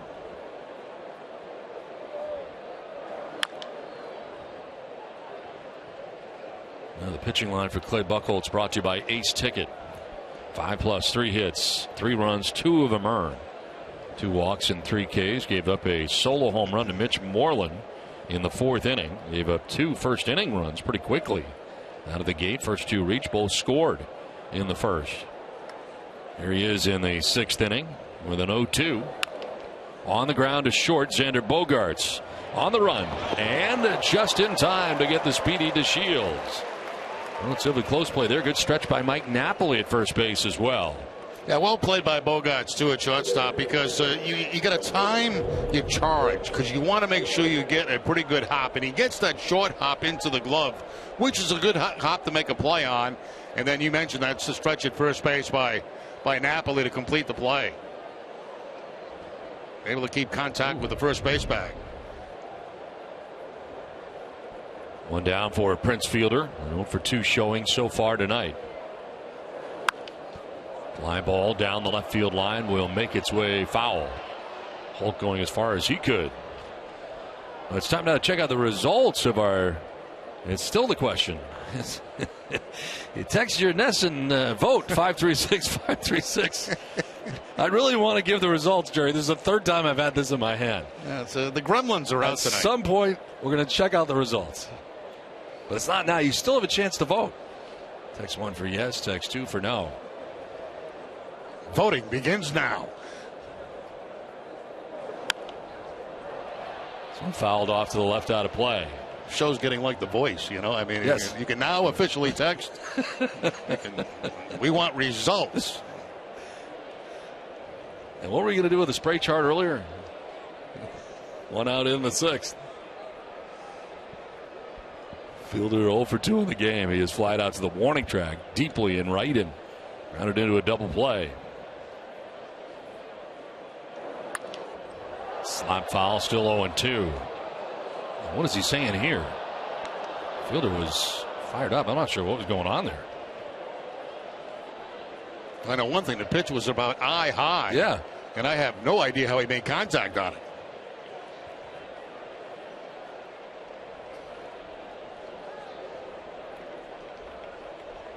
I don't think he knew where that ball was going.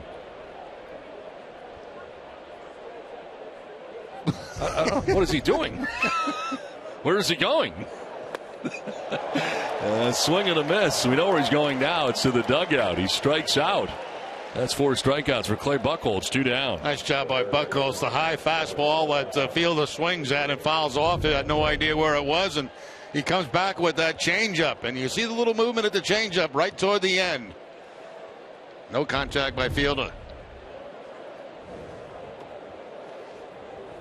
2 down here in the 6th inning. Adrian Beltre has walked and grounded back to the mound.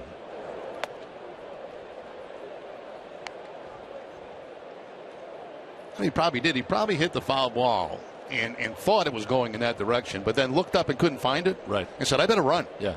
I'm not sure where it is. I have no idea where the ball is.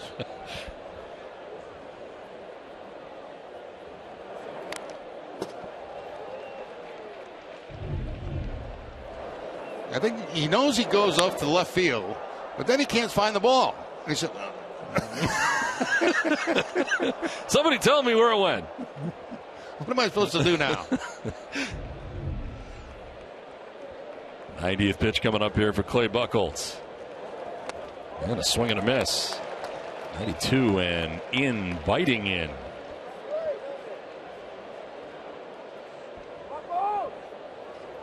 Up in a huge strikeout night for Buchholz. 4 in the game, coming off an 11K game.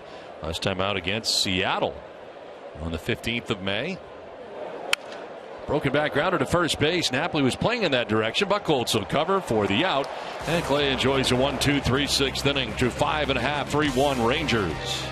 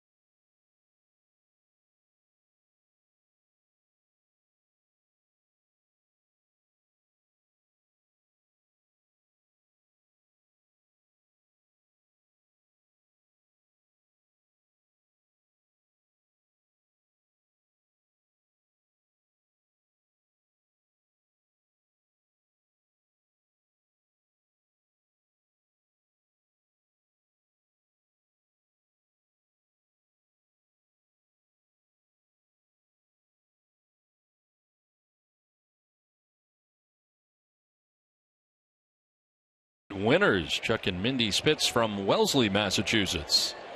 So a great chance to meet with them. And from what I hear, I had survived the trip around the ballpark, so that's always a good sign. On the ground is short. Elvis Andrus to his left.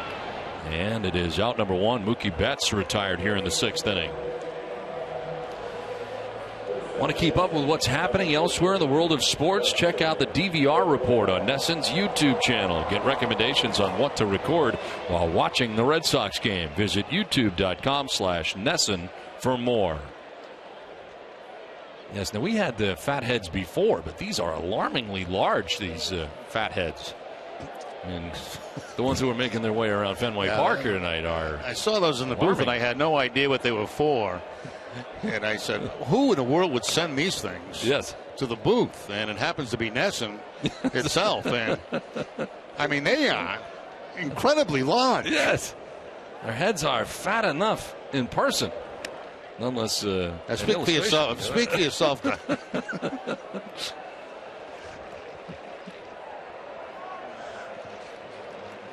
One out here in the 6th inning.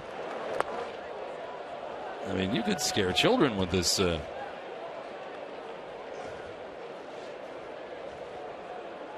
at that thing. Wow. Ah! Oh, my God. It's enormous. I mean, that is not even close. Now, if you notice, that was not Jerry Remy. That's Jimmy. That's your brother Jimmy. Look at that. That's when I had the dyed hair, dyed mustache. And, yes. Pretty nasty. But, and those made it around the ballpark without getting damaged. It's amazing. It's incredible. Wow. Really big. This one is fouled off down the right field line out of play. I mean, those things stand out. Well, I thought they'd come back with mustard all over them and hot dogs and ketchup.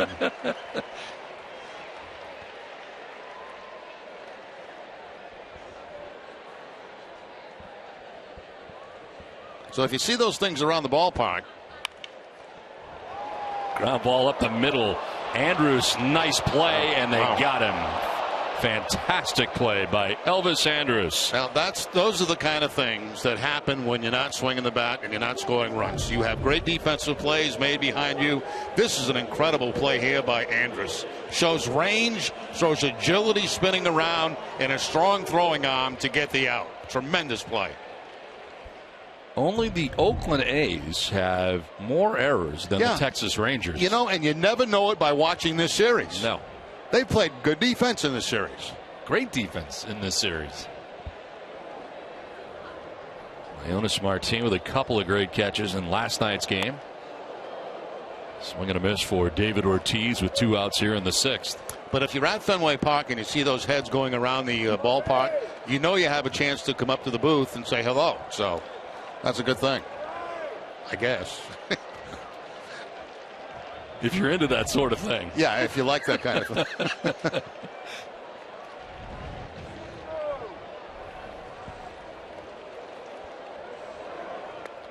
Outside to Ortiz, a ball and a strike.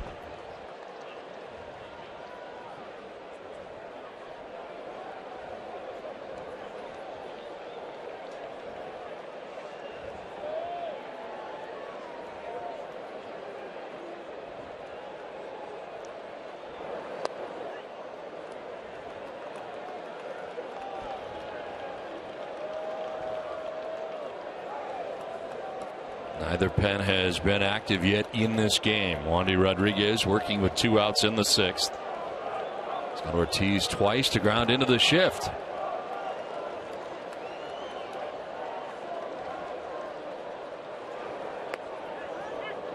Strike call.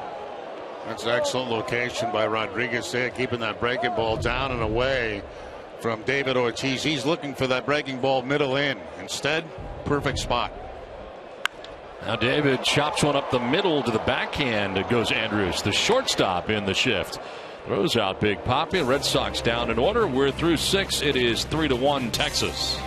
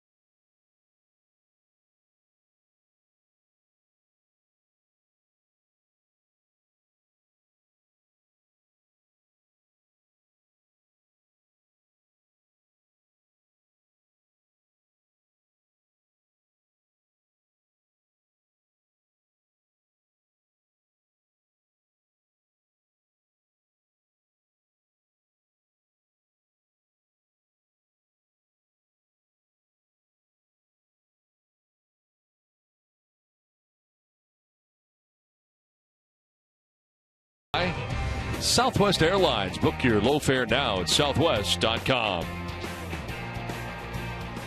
3-1. Texas on top of Boston.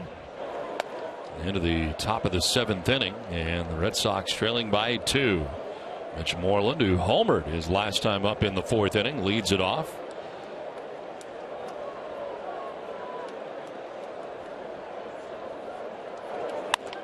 Line foul. See, that's really where last time up they wanted to go against Moreland. They wanted to cut fastball inside. Watch Leon set up inside and watch the location of the pitch.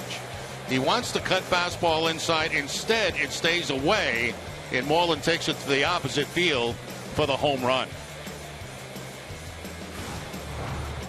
And for Moreland, his third home run of the year.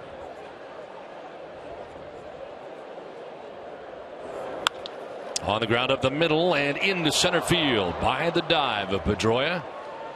And Moreland with his second hit of the night. It's time for a game break brought to you by Jordan's, the furniture store of the Boston Red Sox. Here's Tom Caron.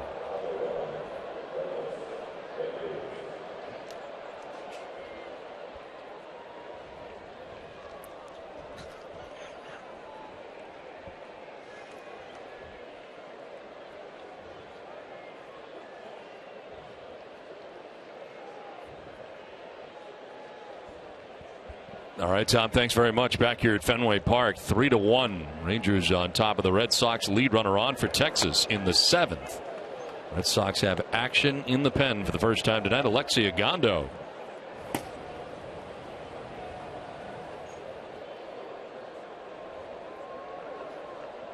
Elvis Andrus, the batter, 0 for 2 in the game. He has popped out to second base, struck out swinging.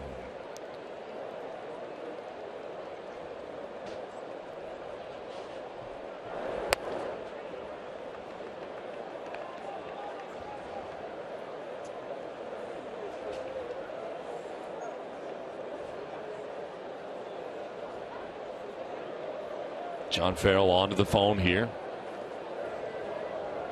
And Levangie on the other side.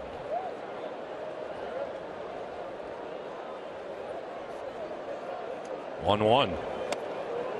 Thought about it, takes it, and it's called a ball. If you're thinking about a hit and run, this would be a count that they could possibly do it in. 2 balls, 1 strike. John Farrell has Tommy Lane now getting up. He's not yet thrown a pitch.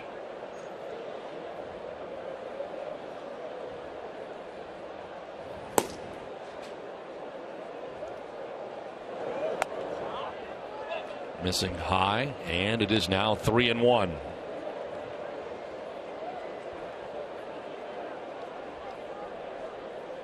Andrus now, Leonis Martin waiting on deck. Nobody out in the Texas 7th inning.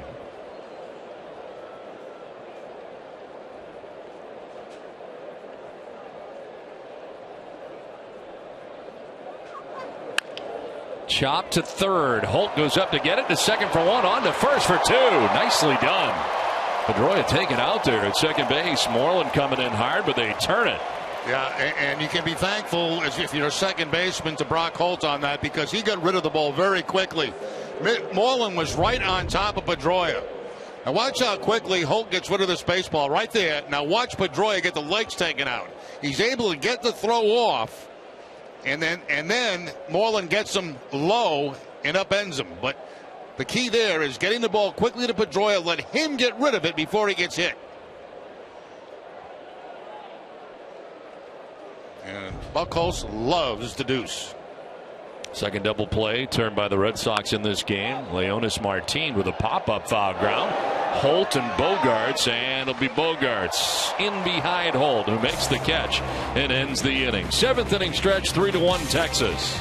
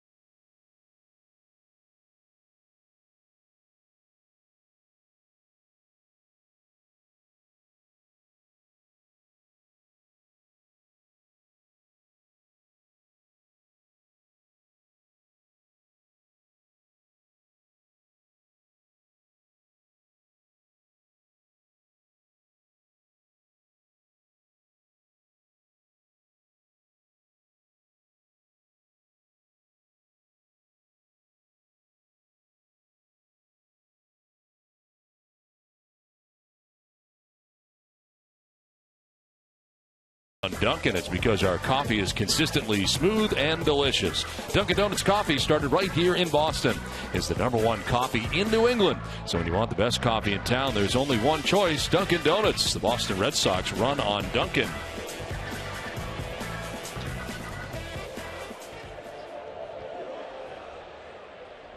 Wandy Rodriguez back on the mound here for the bottom of the 7th inning, dealing with Hanley Ramirez, Mike Napoli, and Brock Holt.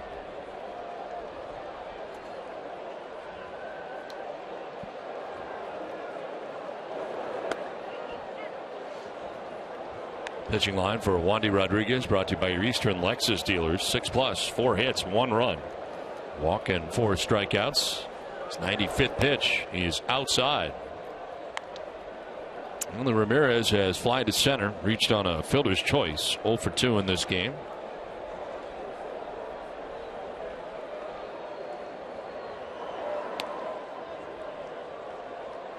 Keone Kela up in the pen. Saw him in game 1 of the series.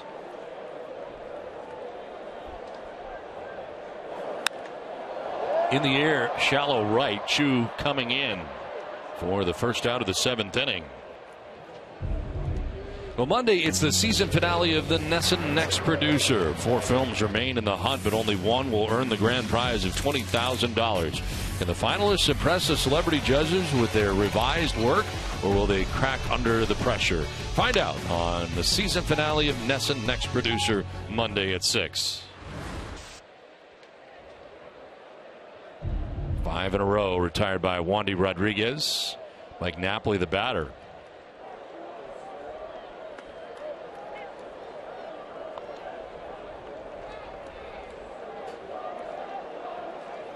I have 12 ground ball outs for Wandy Rodriguez in this game. Yeah, that's the result, Don, of a lot of good curveballs. Foul ball into the seats as Moreland gave chase. You kind of noticed that trend starting early in the game. When he needed an out, he was going to his curveball. And when you have a good curveball and you're keeping it down on the zone, you're going to induce a lot of ground balls. Up over his average, still shy of his high.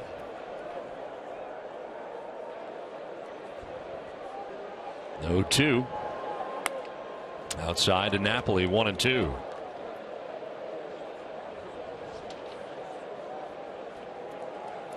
Napoli, who had been 4 for 8 in this series coming into tonight's game. So far, 0 for 2, a ground out and a strikeout.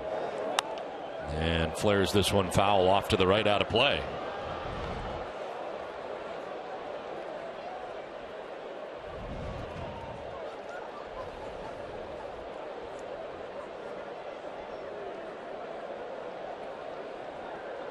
Red Sox continue to have their troubles against left-handed pitching.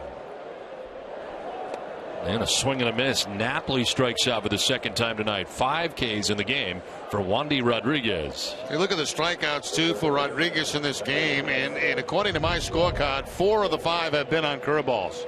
There's the curveball again, keeping it away from Mike Napoli. Second time he has struck him out on the breaking ball. This is the season pitch arsenal for him, and a lot of breaking balls, as you can see. I'm curious to see what tonight will look like. There's another curveball in there. I feel like it's more than that, and it isn't. They're saying 70% fastballs in this game tonight. What do you think about that, Jerry? I have no comment. I really feel like it was a lot more than that. Maybe I'm imagining. Well, things. let's put it this way. A lot of the outs are coming on curveballs.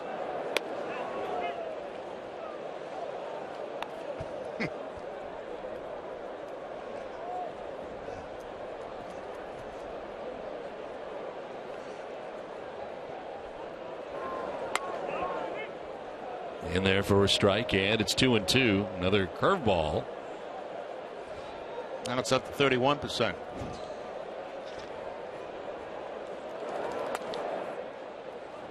Full count now. 2 down here in the 7th inning. Tommy Lane up by himself now. Gondo has sat down. Even 100 pitches for Clay Buchholz through 7 innings.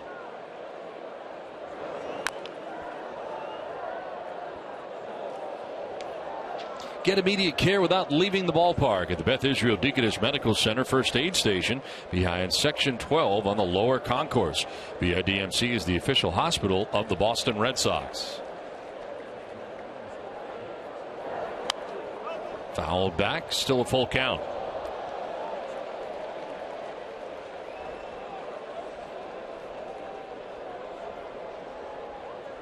Xander Bogaerts on deck with 2 away here in the 7th inning.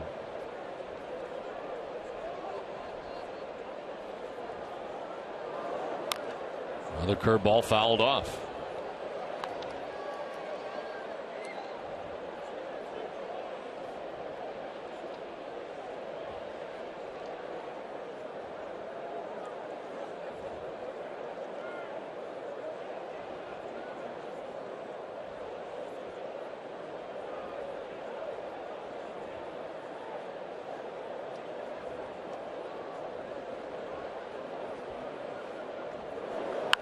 Fouled off to the left, and now Brock will see a 10th pitch in this at bat. Ace Ticket, the official Red Sox ticket partner, has the best seats at the lowest prices to all the games at Fenway, all with a 200% guarantee. Right now, Ace Ticket has special savings on all Red Sox games, including the Yankees. Visit Ace Ticket or call 1-800-MY-SEATS. Payoff pitch again in the 10th pitch of the at bat. And it is low for ball 4. Down to first base goes Brock Holt. Only the second walk given up by Rodriguez, and here comes Jeff Bannister. So Xander Bogaerts coming up, and Wandy Rodriguez with a season high in pitches thrown. Kella has been up in the pen. Kella will be in this game when we come back. Rangers have a 3-1 lead.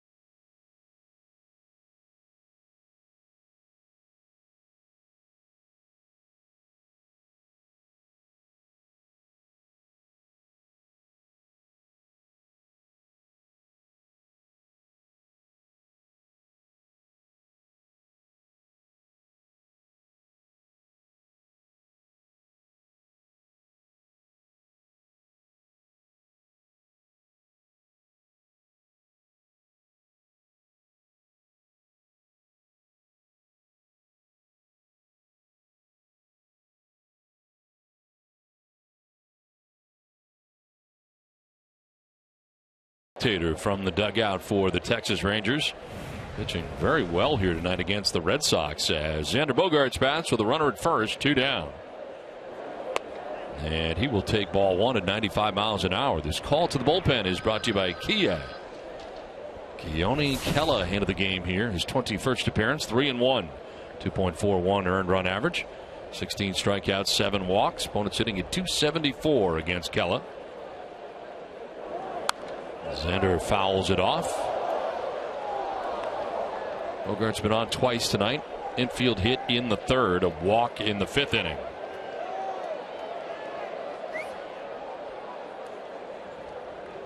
A 2-out walk, a lengthy at bat for Brock Holt. The end of the game for Wandy Rodriguez.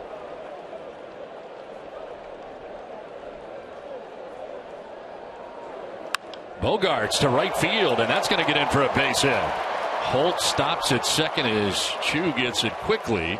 And the Red Sox have 2 on with 2 outs now in the 7th inning. A nice inside-out swing there by Xander Bogaerts. And by that, I mean, watch his hands. His hands come inside the baseball to get the barrel of the bat on the baseball. Head down on it. Perfect swing by Bogaerts for an opposite field base hit. Second hit of the night for Xander.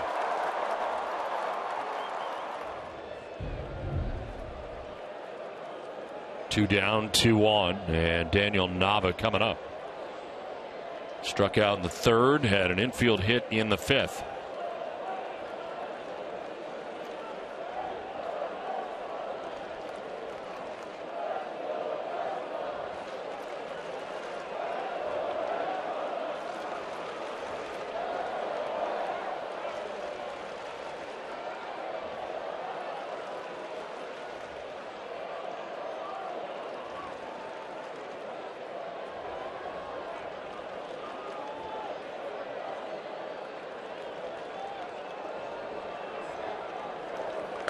Swing and a miss for strike 1.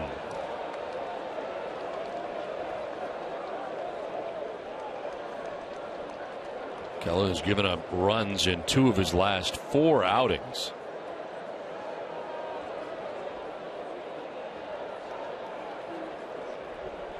Tied for second in the American League. Team high now 21 appearances. With the right-hander. His 0-1. In the air foul, and Nava's now down 0-2.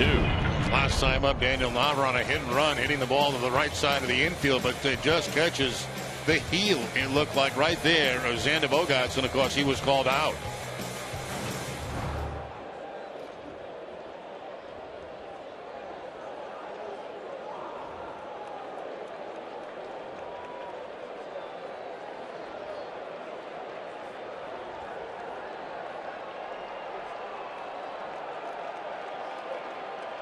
Oh-2 pitch. Nava strikes out. The Red Sox strand a pair. 7 innings complete from Fenway. 3-1 Texas.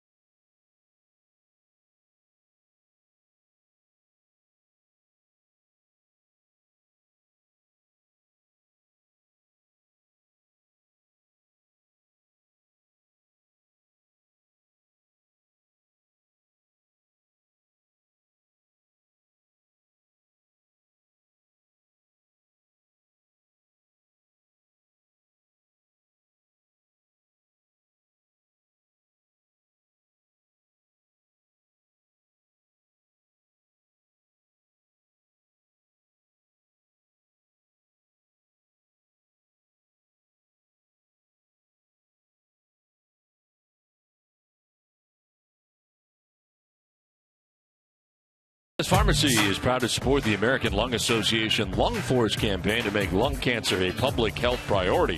From May 3rd through the 23rd, you can make a donation to support lung cancer research at the register at all CVS Pharmacy locations. CVS Pharmacy, the official pharmacy of the Boston Red Sox. 3-1, Texas on top of Boston. as we head into the 8th inning, and Clay Buchholz back on the mound again, and as he works, Tommy Lane in the pen. Rosales leading it off here for Texas in the 8th. And that'll bounce in. Up over 100 pitches for Clay Buchholz.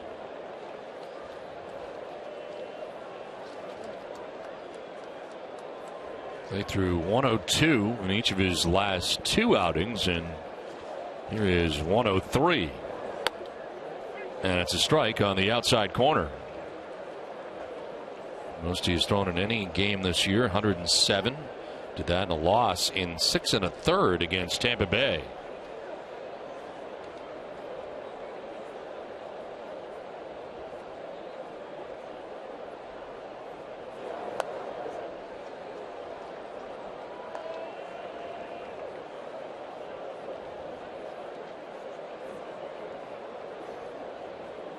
Center fielder Mookie Betts over towards right center. Good gap out there in left center.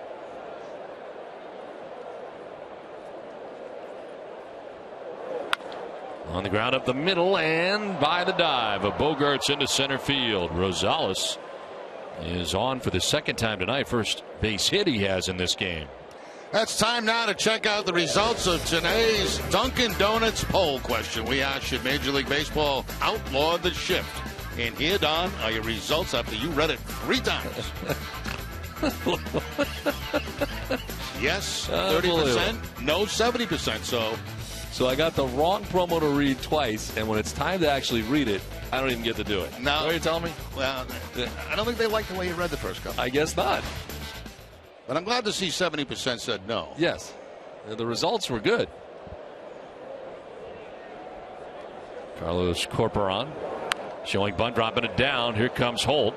Looked at second. No play there. Goes to first. In fact, nobody was there. Looked up at second base and nobody covering. So it is the sacrifice for Corporon here in the 8th.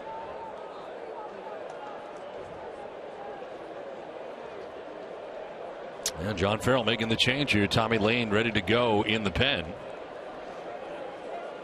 With a runner at second and 1 out. The pitching change from Fenway. That's tonight for Clay Buchholz.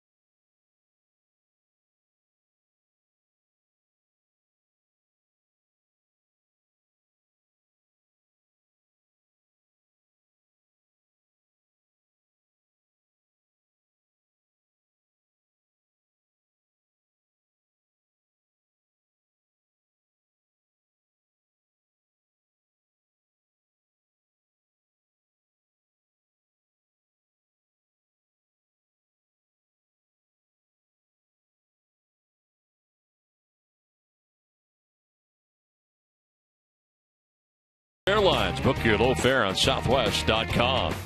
Your local Subaru dealers. Digital Federal Credit Union. See what DCU can save you. Nissan. Get to Nissan's ride of your life for exciting performance and bonus cash. Shop ChooseNissan.com. And by the Kia Sorrento. Clay Buchholz done after 7 1/3 innings in this game, responsible for Adam Rosales, who is at second base. And into the game is Tommy Lane, 14th appearance, 0-1 with a 3.18 earned run average, 8 strikeouts to 5 walks, and opponents hitting at .225 against Lane. He had been warming up with Agondo earlier, and Agondo is back up. Shin-Soo Choo, the batter here, the top of the Texas Rangers batter. As he singled in the first and was grounded out, struck out, sense. Little number, that's a fair ball. And a look at third, and a tag here, and Choo is out. He is saying that it was a foul ball, but it came out right in front of the plate. Yep, fair ball.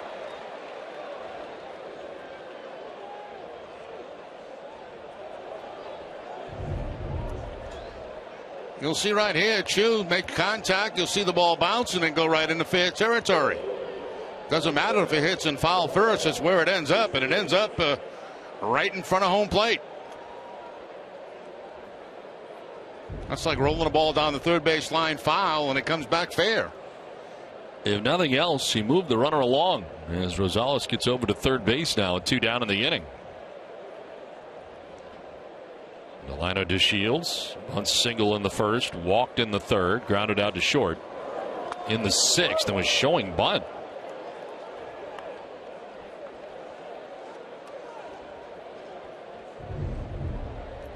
Yeah, DeShields trying to drop one down that third baseline, and the ball too far inside.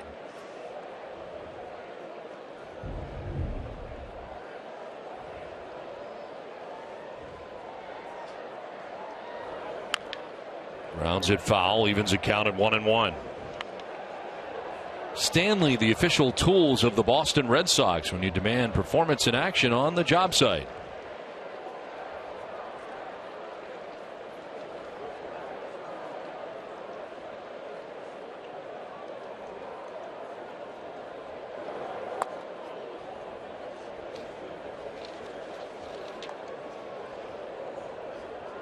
Tommy Lane worked last night.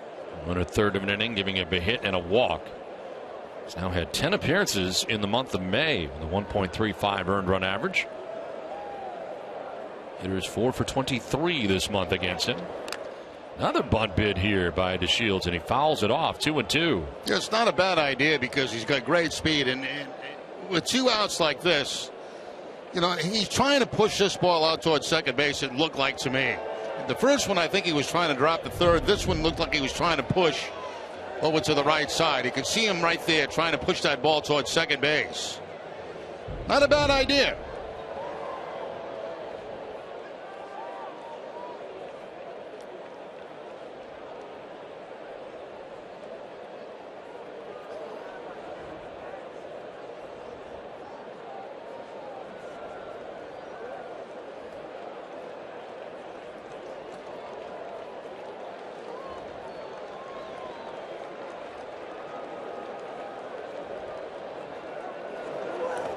Bouncing in, and it is blocked by Leon. Full count. Yeah, Leon just saves a run right there. Rosales at third base, and Leon blocking that ball that was in the dirt. One bounce into his stomach.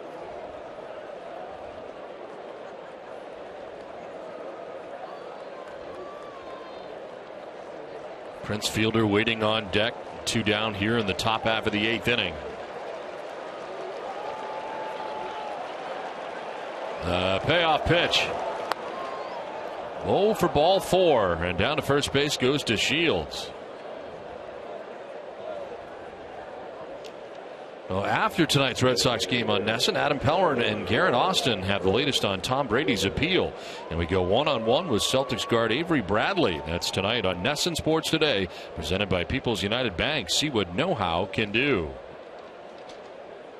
Well, Prince Fielder coming up here with 2 outs, runners at first and third for the Rangers. They're trying to add on to a 2-run advantage here as it's getting late.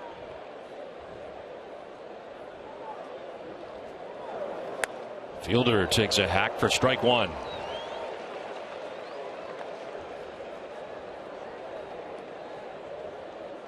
He is flied out to the warning track and right, bounced into a 6-3 double play and has struck out swinging.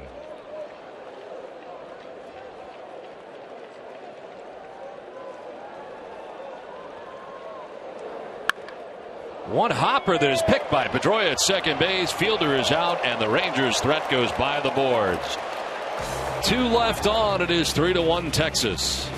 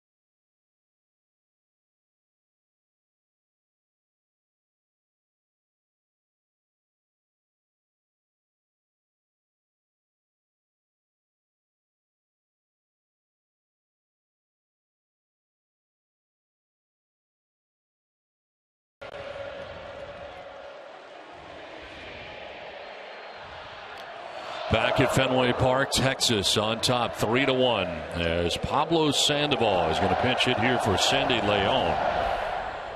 His first at bat since being hit near the knee in game 1 of this series on Tuesday. He's expected back tomorrow. Well, he's expected back now. Pinch hitting for Leon, who had been 0 for 2, grounding into a double play and striking out. Kella back on the mound for Texas. And a foul evens a count of 1-1.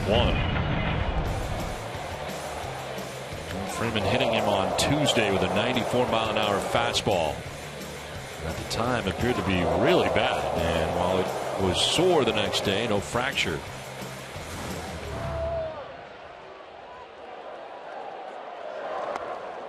Yeah, I think the only thing that saves Sandoval of that situation is the fact that it got him a little bit off to the side. If that hits him square on the knee, that could have fractured.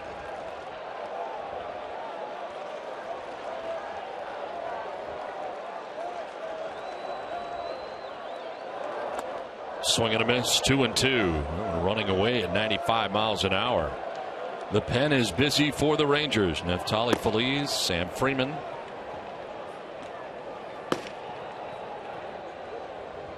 Closer by committee right now for Texas.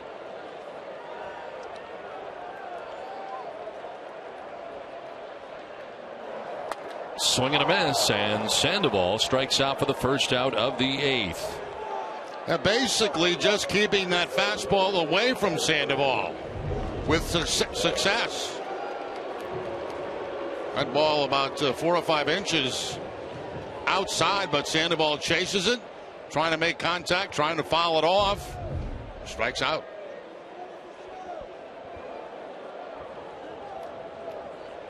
So Keller's second strikeout since coming into the game, and here is Mookie Betts, 1 for 3 night, and a single in the 4th inning. Last night we saw Sean Tollison come into the game to get his first major league save, first career save opportunity in his 123rd major league relief appearance. As part of that closer by committee situation going on right now for the Rangers.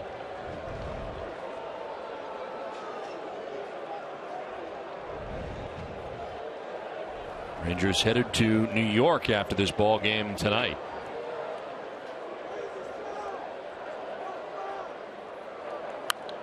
Fouled off to the right, out of play.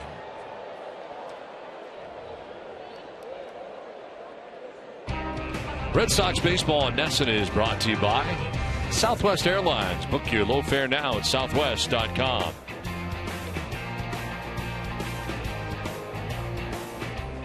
One out in the 8th inning. Red Sox batting here, trailing by 2 runs. An 0-2 to Mookie Betts. And a fly ball to right field, sending Shin-Soo Choo back. And he'll have plenty of room. Makes the catch for the second out of the 8th. Let's take a look at what's ahead for the Red Sox. Tomorrow, starting pitchers Garrett Richards versus Rick Porcello. Porcello 3-0, the 2.10 earned run average in his last 4 starts. Closer look brought to you by FW Web, selection, expertise, solutions. More at FWWeb.com. Angels coming to town. They are second in the American League West, 5.5 back of the Astros to start the day. 2 games over 500 at 21-19.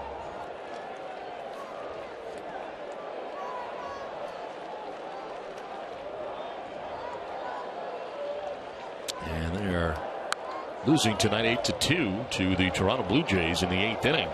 Now the Angels offensively are not doing very much so far this season. They're pitching very well.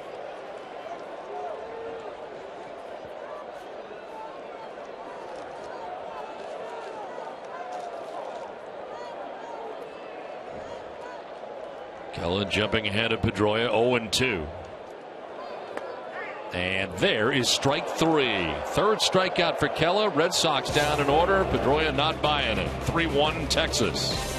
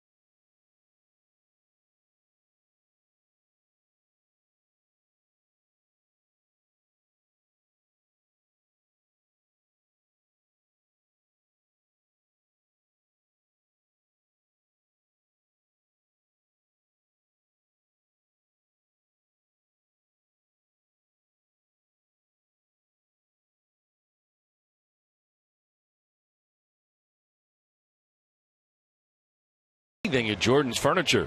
Furnish one room or your entire home, and the best of all, you'll get to enjoy it now. See Jordans.com for details. Now Blake Swihart into the game after Sandy Leon was hit for by Pablo Sandoval in the bottom of the 8th, and the Red Sox with a new battery, trailing 3-1 to the Texas Rangers. Alexei Agondo, the former Texas Ranger, into the ball game. 16th appearance, 1-0, 3.38 earned run average, 14 strikeouts, 5 walks. Opponents hitting at 190.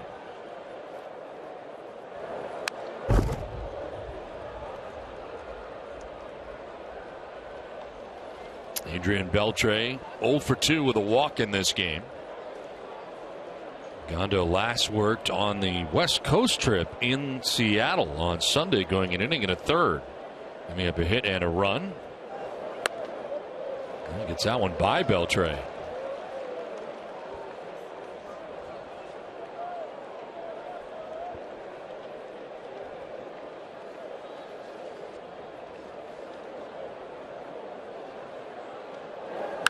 There's a ground ball to first base. Positioned perfectly was Napoli. A run to the bag for the out. And that's out number 1 of the 9th. Well, Sunday at an all-new NESN clubhouse, Hanley Ramirez teaches D'Angelo Ortiz about his hitting technique. Shane Victorino takes the hot seat for the first time on Red Sox Small Talk. And you get to stump your parents with some Fenway Park trivia. Catch NESN Clubhouse Sunday at noon, presented by Delta Dental of Massachusetts.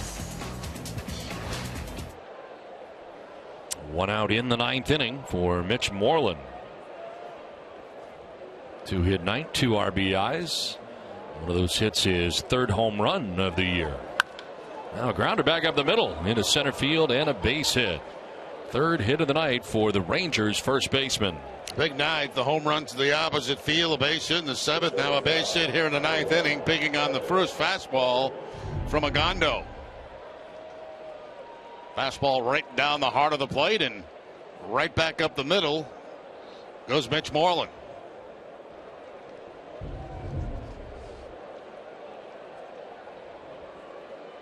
Well, the pinch runner coming in here for the Rangers. Tommy Field, who started at second base in the first 2 games of this series. Now runs for Mitch Moreland with 1 out here in the 9th.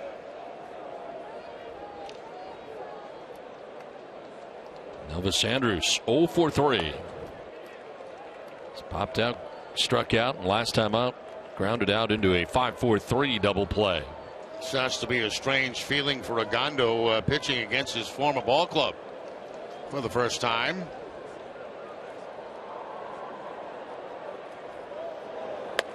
Bullpens are busy, as Tollison, who got the save last night, looks like he may be coming in to try to get 2 saves in 2 nights. Robbie Ross in the Red Sox pen.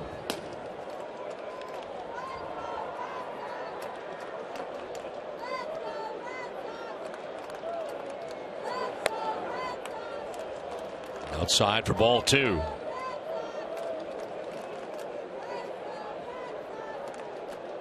Ken flashing signs down at third base. Certainly a hit and run count. 2 balls, 1 strike, 1 out.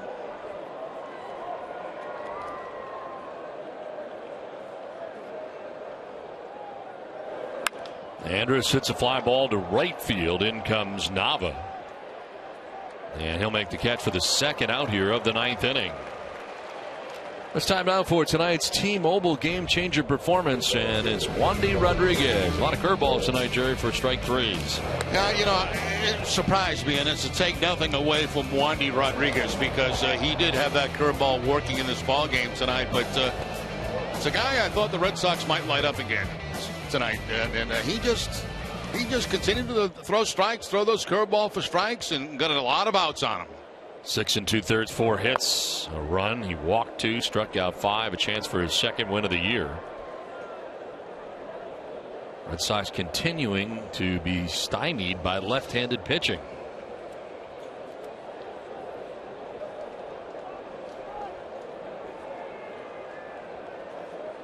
A 1-0.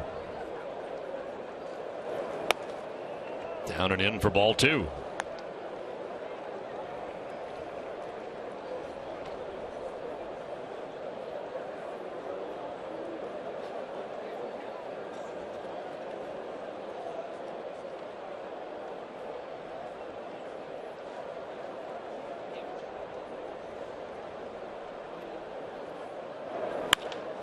to left center field, and that's going to get in quickly by Hanley Ramirez from first. Field's going to try to, now he's going to stop at third base. They hold him up as he got around third.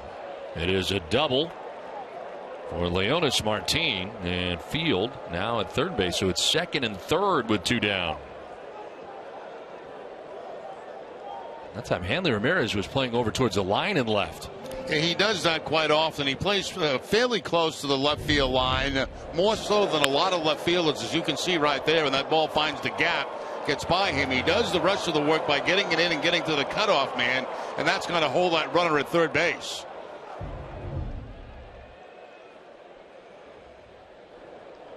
John Farrell back to the phone again. He's had Robbie Ross warming in the pen. Second and third, 2 down. Adam Rosales, the batter, and he'll take ball 1.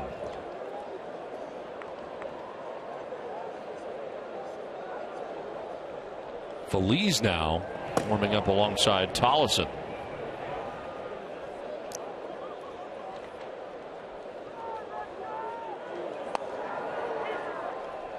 I wonder, Don, if Feliz is warming up in case there's a base hit here and it makes it a 5-1 game, if they would go to him.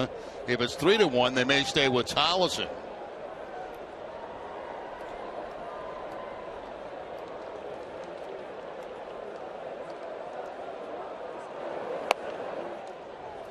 A little bit lower, 2-1.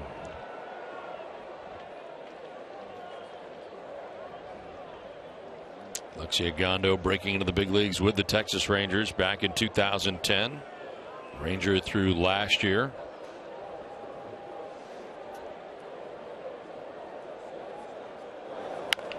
Rounder back to Agondo. He will run a bit, flip underhanded for the out. That ends the inning. So the Rangers leave him at second and third. It's on to the bottom of the 9th. Tollison coming in.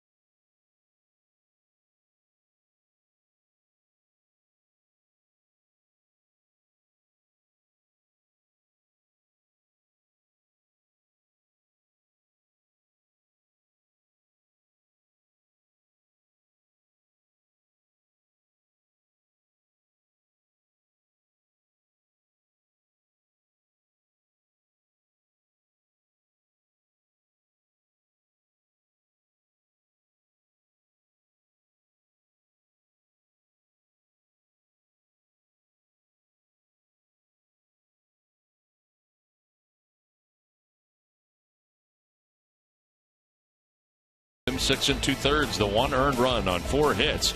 Mitch Moreland a big night, 3 hits for the Rangers and a solo home run. Clay Buchholz 7 1/3, giving up 3 runs, 2 earned, and Xander Bogaerts leading the way for the Red Sox offensively with 2 hits in this game. Red Sox trail 3-1. Changes for the Texas Rangers. Tommy Field stays in the game after pinch running at second base. Adam Rosales moves from second base to first base as David Ortiz leads it off here in the bottom of the 9th inning.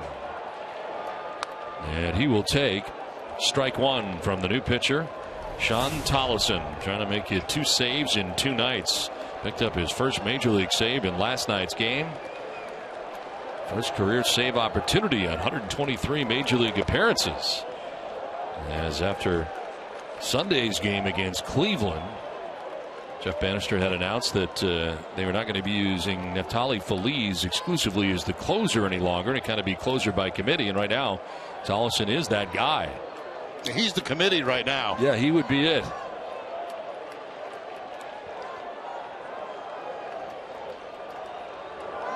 Ortiz with a wild swing and a miss.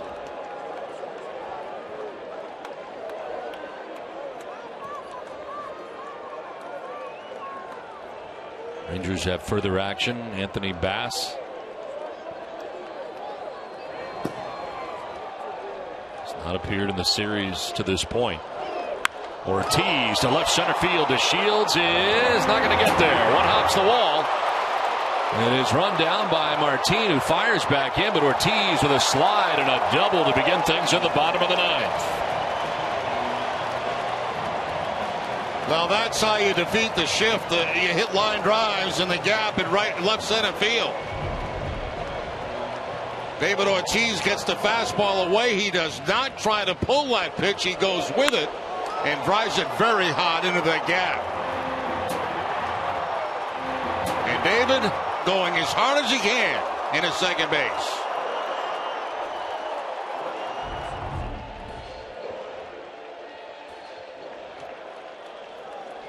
So a leadoff double here in the ninth, and now Hanley Ramirez represents the tying run.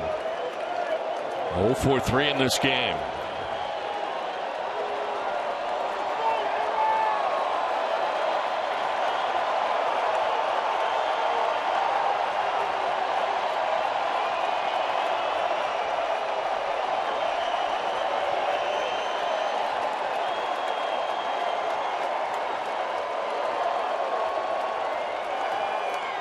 In the dirt, blocked by Corporon.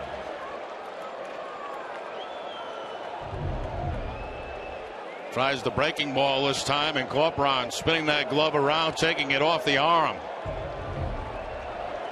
Well, I called for a Ramirez home run earlier in the ball game. I said he's going to hit one tonight. This will be a nice time, wouldn't it? As good a time as any. As Koji warming in the pen.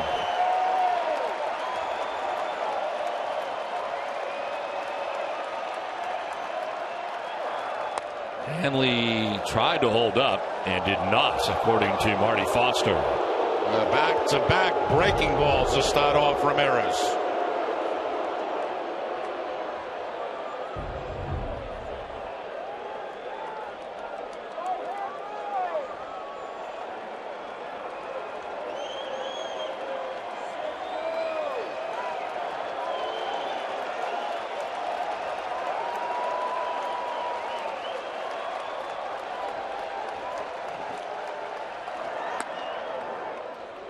Inside for ball 2. Well, that really has been the pattern against Ramirez. Fastballs inside, just off the plate, breaking balls away.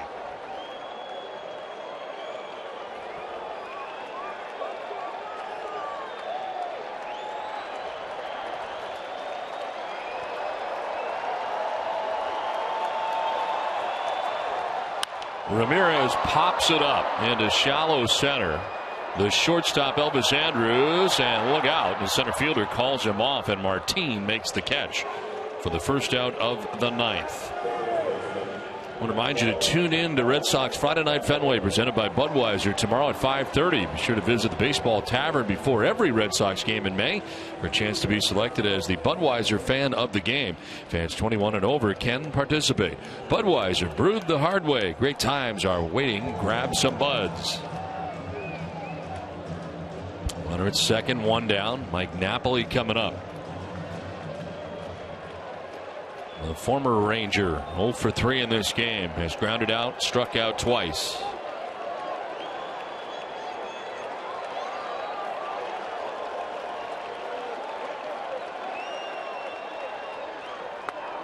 Napoli will take strike one.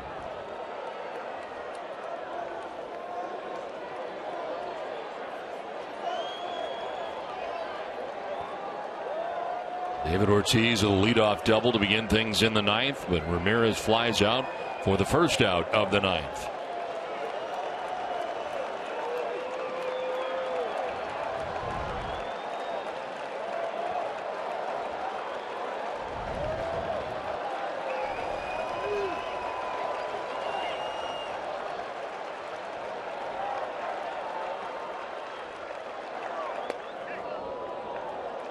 Almost picked up the corner, but it's a ball, 1-1.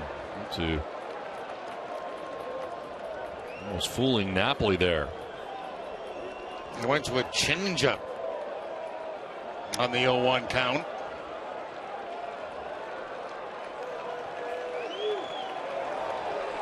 Walking lead at second base for Big Papi. As Napoli with a swing and a miss on a pitch down and away.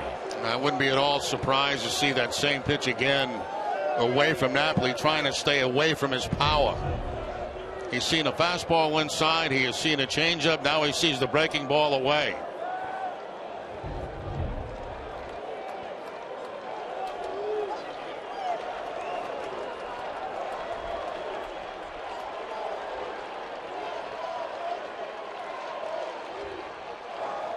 Napoli strikes out, and it is the same pitch. The slider down and away.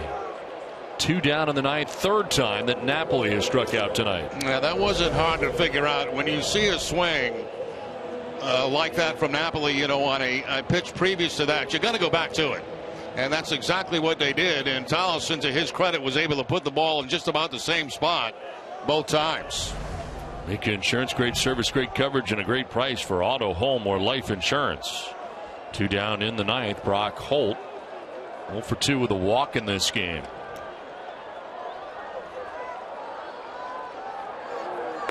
Swing and a miss for strike 1.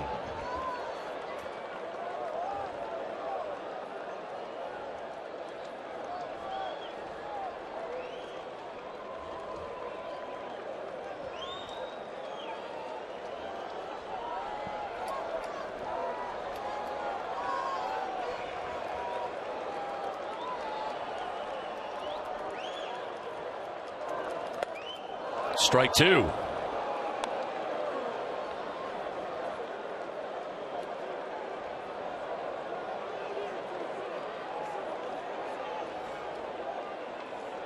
Tolleson, 6 straight appearances without giving up a run in 6 1/3.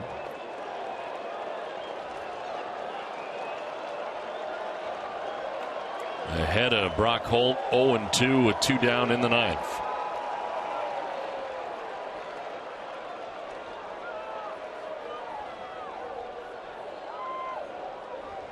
Xander Bogaerts hoping he'll get a chance here in the ninth.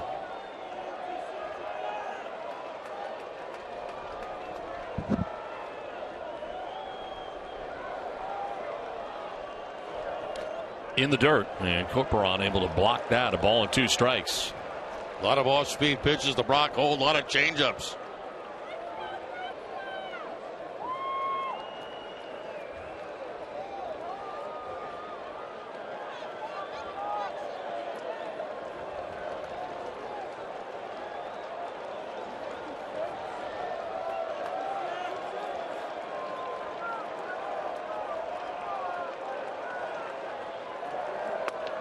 Outside, 2-2.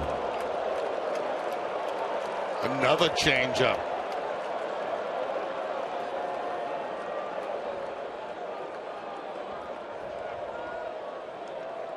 David Ortiz at second base, 2 down here in the bottom of the ninth inning. 2-2 pitch to Brock Holt. Holt strikes out looking, and that's the ball game. Second straight night, Sean Tolleson has come in to get the save. A leadoff double for David Ortiz wasted in the ninth, and the Texas Rangers take this 3-game series. They win 2 out of 3 as they win tonight a final of 3-1 over the Red Sox. Now hitting the Red Sox 7-6 in the contest and making a winner of Wandy Rodriguez as Clay Buchholz suffers the loss. Again, the final, the Rangers 3, the Red Sox 1. Tom Caron?